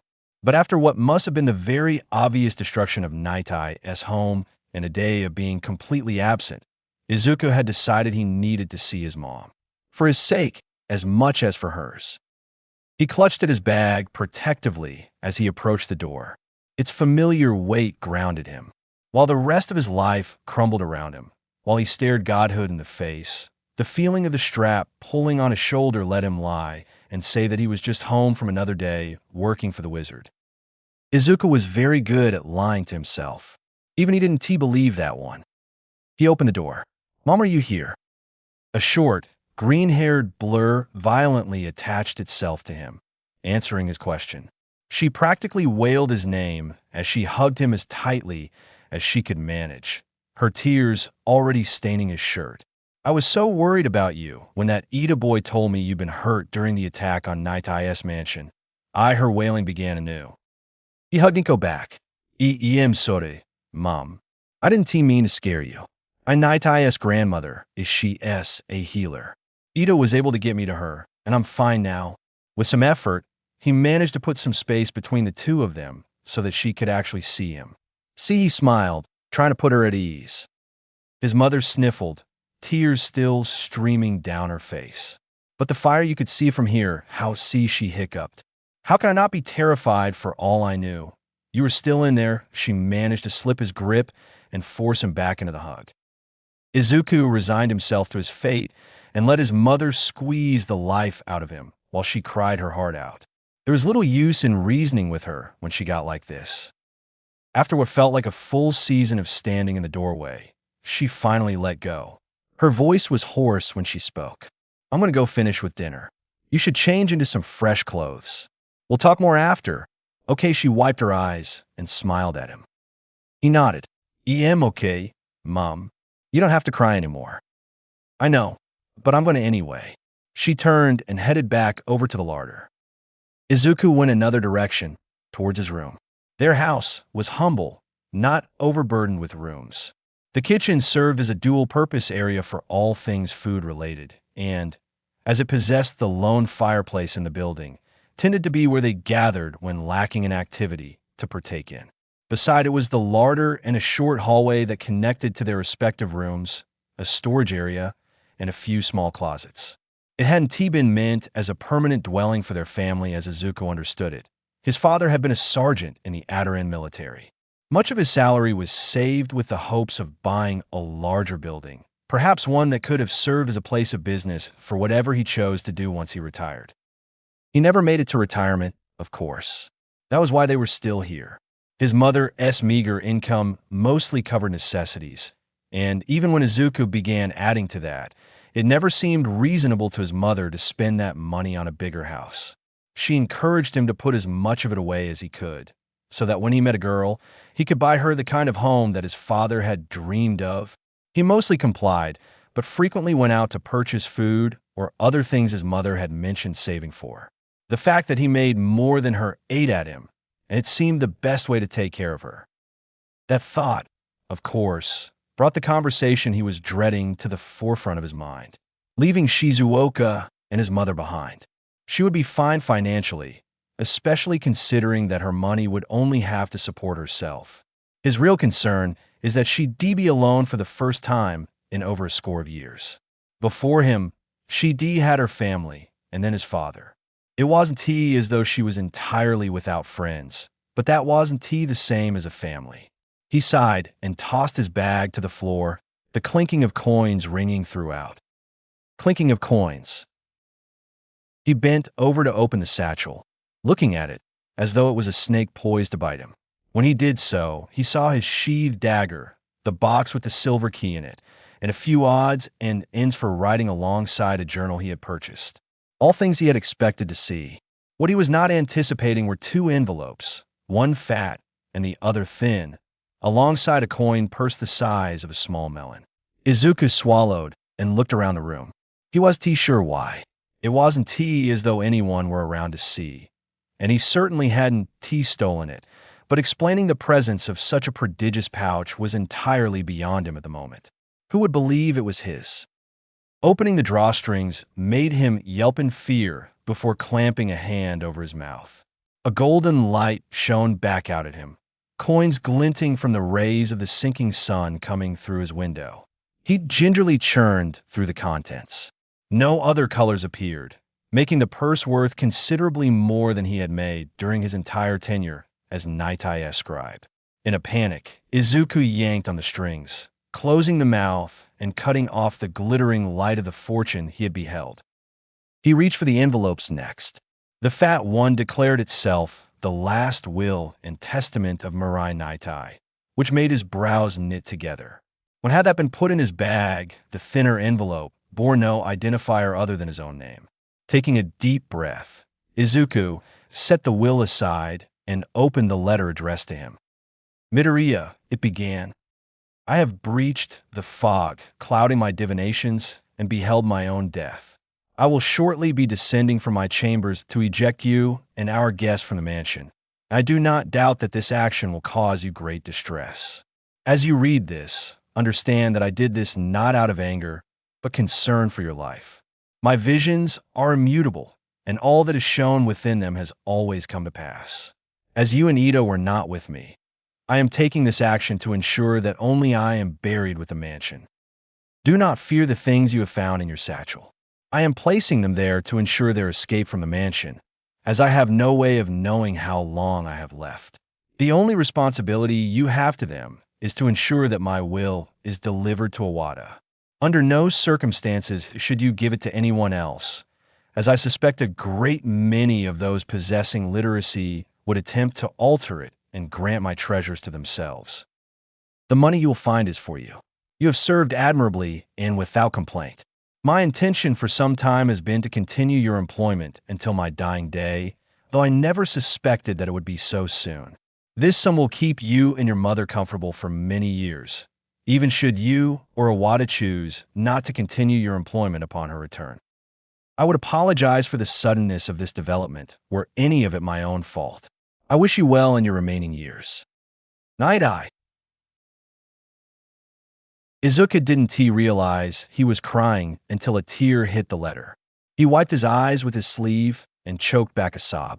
He folded the letter and put it back in its envelope before the dam burst. The whole week, both what had happened and what was yet to come, hit him at once. He curled into a ball on the floor with a hand over his mouth so that his mother wouldn't hear, and resisted the urge to curse the gods for everything surrounding the great game and how it had impacted his life. He had been happy. The people around him had been happy, or they had, at least, appeared to be.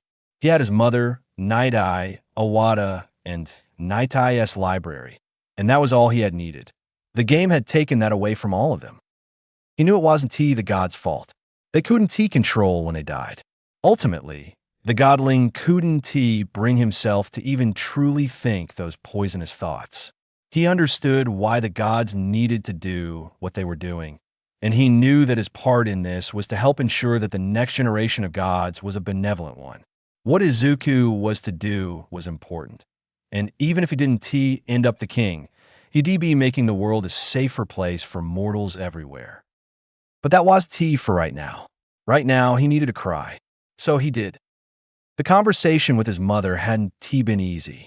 She took the news of the godlings in stride, though he had, of course, not told her about his own status. She had been horrified at the news that Bakugo was so horribly twisted by his newfound power and whatever hatred he bore for Night-Eye and Izuku. Telling her about the money had brought her tears of joy, for his sake, if not her own. That had been the easy part. Both of them had cried when Izuku had revealed his intent to ask Ida to travel with him. The godling of intellect and cunning was a good man, and he needed all the support he could muster.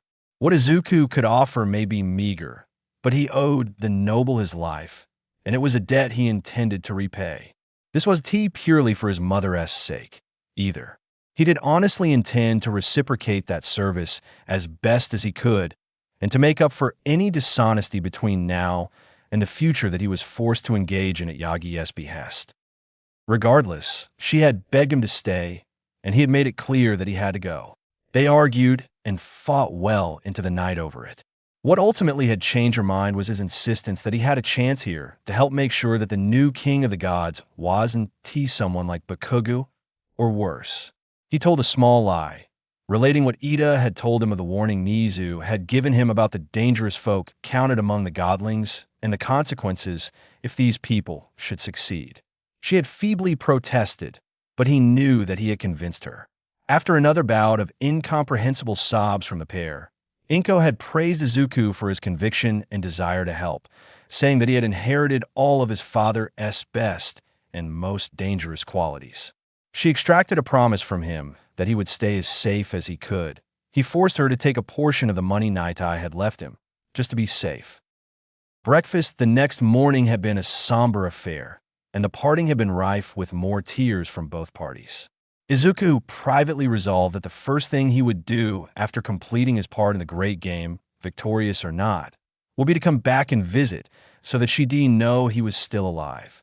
Then, he'd tell her everything and beg her forgiveness for lying to her. This marked the second person to whom Izuku would have to one day humble himself before and request absolution. He hoped it wouldn't become a trend, but an alto familiar sensation rising in his stomach suggested that it was a vain hope. He tried to ignore the feeling as best as he could while he asked around for Ida. It didn't take long to narrow down where he was, as Izuku had suspected. He had rented a room at an inn relatively close to the path to the mansion. Tall strangers with glasses, blue hair, and expensive clothing and equipment stood out. It wasn't more than a minute after he had asked the innkeeper to let Ida know that he had arrived before the godling made his entrance onto the ground floor. He practically vaulted the stairs in his rush to traverse them. Midoriya, I cannot express how glad I am to see that you're all right. The nobleman skidded to a stop shortly before he would have collided with Izuku and placed his hands on his shoulders. Yeah, he swallowed, bracing himself for the near blasphemy about to pass through his lips. Granny Chio took care of me. Yes, a very powerful healer. Ida nodded, giving no indication that he disbelieved the identity of the old woman he had entrusted Izuku to.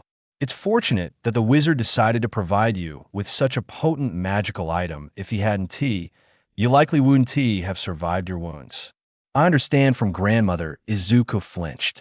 Night-eye that your injuries were far more severe than they appeared, which is a somber thought. You did not look well. In your eye, it's completely functional. The green-haired man had to consciously stop himself from reaching to cover his right eye. Yeah. Why wouldn't it be? His prospective companion winced. When I first saw you, I had thought that it was caked shut with blood. After getting closer, I realized that it was well gone, or so sufficiently damaged so as to appear as such. Izuku gulped. This time, he did cover his eye. He shook his head and tried not to dwell on it. I guess I'm lucky that her magic was strong enough to put it back to normal. A nod, followed by a somewhat awkward pause, was his answer. Then, after a moment, Midoriya, could I trouble you to come up to my room? There are some questions I would like to have answered. And though there are few people around this morning, I'd rather have the conversation in private. Something about that made Izuku's already acrobatic stomach plummet. Oh, yeah, sure yeah. Not a problem. Excellent. This way, please. Ida turned and led the way up the stairs and into a second-story room. Upon their arrival, Izuku hovered awkwardly around the door. There wasn't really anywhere to sit in the room. It was mostly a bed and a small chest at its foot, with Ida's personal effects neatly organized on and under a small shelf.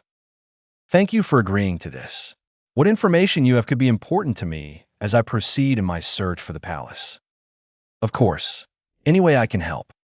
Ida produced a book from his backpack, along with a charcoal pencil. Now, when I found you in the mansion, you had said that the fires were caused by a godling. Am I correct in assuming that this would be Hellfire's godling? No, actually, it was the godling of war. His name is Katsuki Bakugu. I actually knew him when I was younger. The other man's eyebrows furrowed. Why would the godling of war possess the power of fire? His parents made fireworks. What he was doing, it seemed more like the explosion of a firework than just creating fire. I guess that somehow qualifies under war. I mean, it certainly hurt. I have heard stories of fireworks destroying buildings when they were lit indoors. I could see the potential for weaponization, but I'm surprised that the god of war was able to give him that power. Ida shook his head. Regardless, you said you knew him. Izuku's eyes found the floor. Yeah, we used to be friends. At least I thought we were. He was always confrontational, maybe even angry. When we were kids, some fireworks detonated close to Wizard Night Eye's mansion, and the next day, he demanded that no more be used because it had started a fire. But Kugu's family they left because that was their livelihood. We were probably around 8 at the time. I don't know what happened after they left, but I never thought he'd try to kill me.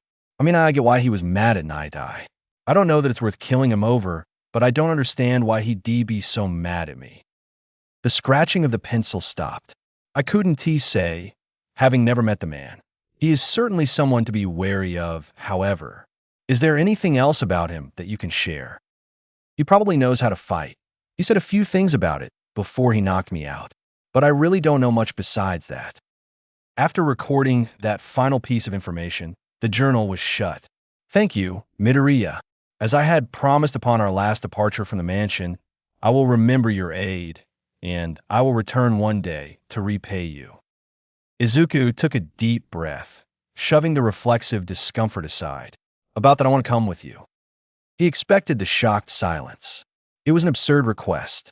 When it finally broke, Ida spoke a single word. Why? He could do this. He had practiced the lie since last night. It flowed from his lips with sickening ease. My master is dead and his home destroyed. The one who did it is out to become the king of the gods. I can't even imagine the kind of place the world would be if he were to succeed. I may not be able to do much, but I'd rather put whatever aid I can provide behind you to ensure that the next king is a good man. Or God, I guess. I want the world to be a safe place for my mother. And I mean, for this part was inexplicably difficult to vocalize. I'll probably eventually get married. So for the sake of whoever that ends up being, and any children I have, he swallowed. I want to help Ida. The godling of intellect gave him a critical look. Have you ever traveled before? Well, no, I haven't. Do you have any idea how to pitch a tent or safely construct a fire pit without risking burning down the land around you? How to cleanse water that doesn't come from a well? I've never had to do any of that, but I've read. Ida cut him off. Do you know how to kill and clean an animal in case you run out of food or what could be safely eaten from the land around you? No. Have you the slightest idea how to defend yourself? He looked down. This was humiliating. No. Well, what practical aid can you provide? Then don't misunderstand me. I am very grateful for your services thus far, but your realm is firmly within civilization and largely constrained to a library that no longer exists. He fought to keep from crying. He fought so hard. I don't know. I could learn, though. I'm sorry, Midoriya, but it really doesn't sound like you'd be anything but a burden as a traveling companion. It's not that I dislike you, but I have a monumental task before me. It's going to be difficult enough as it is. But please, Ida, I can't just stay here and do nothing. The nobleman let out a frustrated sigh.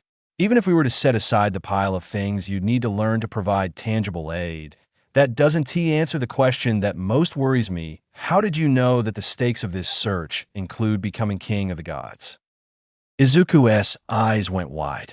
How had he not thought of that? Ida had never said anything about the great game. He had practiced the speech so many times, and never once had it occurred to him that he had access to information that he shouldn't have. He had to answer quickly to avoid suspicion. But how could it was Kakin? Bakugu, I mean. That was my nickname for him when we were little. His mouth had started moving of its own accord, but his mind caught up quickly. It was the only way out of this situation that didn't he immediately breach the rules the Almighty had set for him. He was grateful for the unbidden excuse, but disgusted that he had suddenly become so proficient at lying that he was able to do it without actually thinking about it. When before he tried to kill me, he told me that he was the next god of war and the next king of the gods. He demanded that I bow down and worship him, and he let me live. So I don't know how you get it, I don't know. Chosen to be the next king, but if it isn't set in stone, I'd rather try and make sure it's you. It was a long moment before Ida responded. I appreciate the sentiment, Midoriya, truly, but my path will surely bring me into conflict with other godlings at some point. You've already almost died to one. I can't afford to be looking out for you while fighting them. I'm already going to be at enough of a disadvantage, with most of my powers being of a nonviolent persuasion. This wasn't how this was supposed to go. Ida had been so grateful to him before. There had been a sense of camaraderie, that they worked well together. He was supposed to say yes. But Ida, I owe you my life. I can't just forget that I can't just do nothing about it. I'm sorry, but my answer is no. That was it then. The skeleton of a plan that he had been building to advance closer to the goal Lord Yagi had set for him while still having the opportunity to make up for all of the lies gone. If I can't go with you, then I'll go myself. Izuka blinked. His words had surprised both of them. What was he saying? What was he thinking? He couldn't be sure. His mouth was moving on its own again. I'll go east, and I'll find another godling to support. I'll figure it out myself. And I'll make sure that the next king of the gods or queen of the gods or whatever there is good and just and benevolent. The feeling in his chest, it was burning. It was the same feeling that had burst into life when he was talking to his patron on the cliff, that fiery resolve. You said you wouldn't tell anyone. Ida almost sounded hurt. I don't want to, but I can't sit by and do nothing while Kakin murders his way to the throne. I can't stand aside when I have the opportunity to guide history for the next 3,000 years and make sure the world is the best place it can be for the people living in it. His hands clenched into fists. I have the opportunity to make a difference, and that means I have to take it. I want to help you, Ida, but if you want to accept my help, then I'll find someone else. Those final words ushered an uncomfortable silence into the room. He stood there, a single fist brandished, while the other man stared at him with an incomprehensible expression on his face. The minute that passed before Ida finally spoke felt like an eternity. I've never met anyone with a fire burning in your chest. Midoriya, coming back from the brink of death, ready to throw yourself back to the wolves for the mere chance to make the world a better place. He shook his head. It is a goddamn shame that you were born a commoner. You would have made a fantastic noble. Very well. I will accept your company on my journey, and I will teach you what you need to know to survive. However, I expect you to learn well and heed my word as well as you would Night-is. Do you understand? He nodded. I do. Then we should begin preparations at once. There's still much time, but if we're to make room for your instruction, we'll need to take all that we can. I will begin settling my affairs here. He began quickly writing in his journal again before tearing a page out and handing it to Izuku. I'll need you to acquire all of these items before we depart. With the purse I saw in your bag, I'm sure you won't have any financial issue. I know, that is not a problem. I can do that. He took the list and looked over it. Much of it was traveling gear for him, a large backpack. A tent Ida had specified that it should be made of leather or cotton, sturdy boots, a good cloak, rations, dining materials, things of that nature. Also included were items that were easy to divine the purpose of, such as a sword, a pair of wooden training blades, and some light armor if he could find it. Meet me at the West Gate when you've acquired everything you can, and we'll depart from there. The West Gate. Yes, the palace may lie to the east, but I have an appointment to the west that I must keep. It's not ideal, but we also didn't know where the palace might be when we agreed upon the location. Who are you meeting? Ida shook his head. I'll tell you eventually, Midoriya, but for now, that has to be kept secret. The less people who know, the less likely things that go wrong. It's not that I don't trust you, but if you don't know who or where we're meeting, someone else can't make you tell them. I also want to be able to reunite with you if we get separated. Best we don't, then. I'm sorry, but I want to be saying a word on the matter until we've arrived at our destination. It was frustrating. He didn't like not knowing, but these were the best terms he was likely to get and wasn't about to press his luck. Okay, I'll go and buy what I can. I'll see you at the West Gate. Ida gave him a small smile. I appreciate your understanding. Izuku almost didn't feel terrible when he left the inn. Thanks for watching.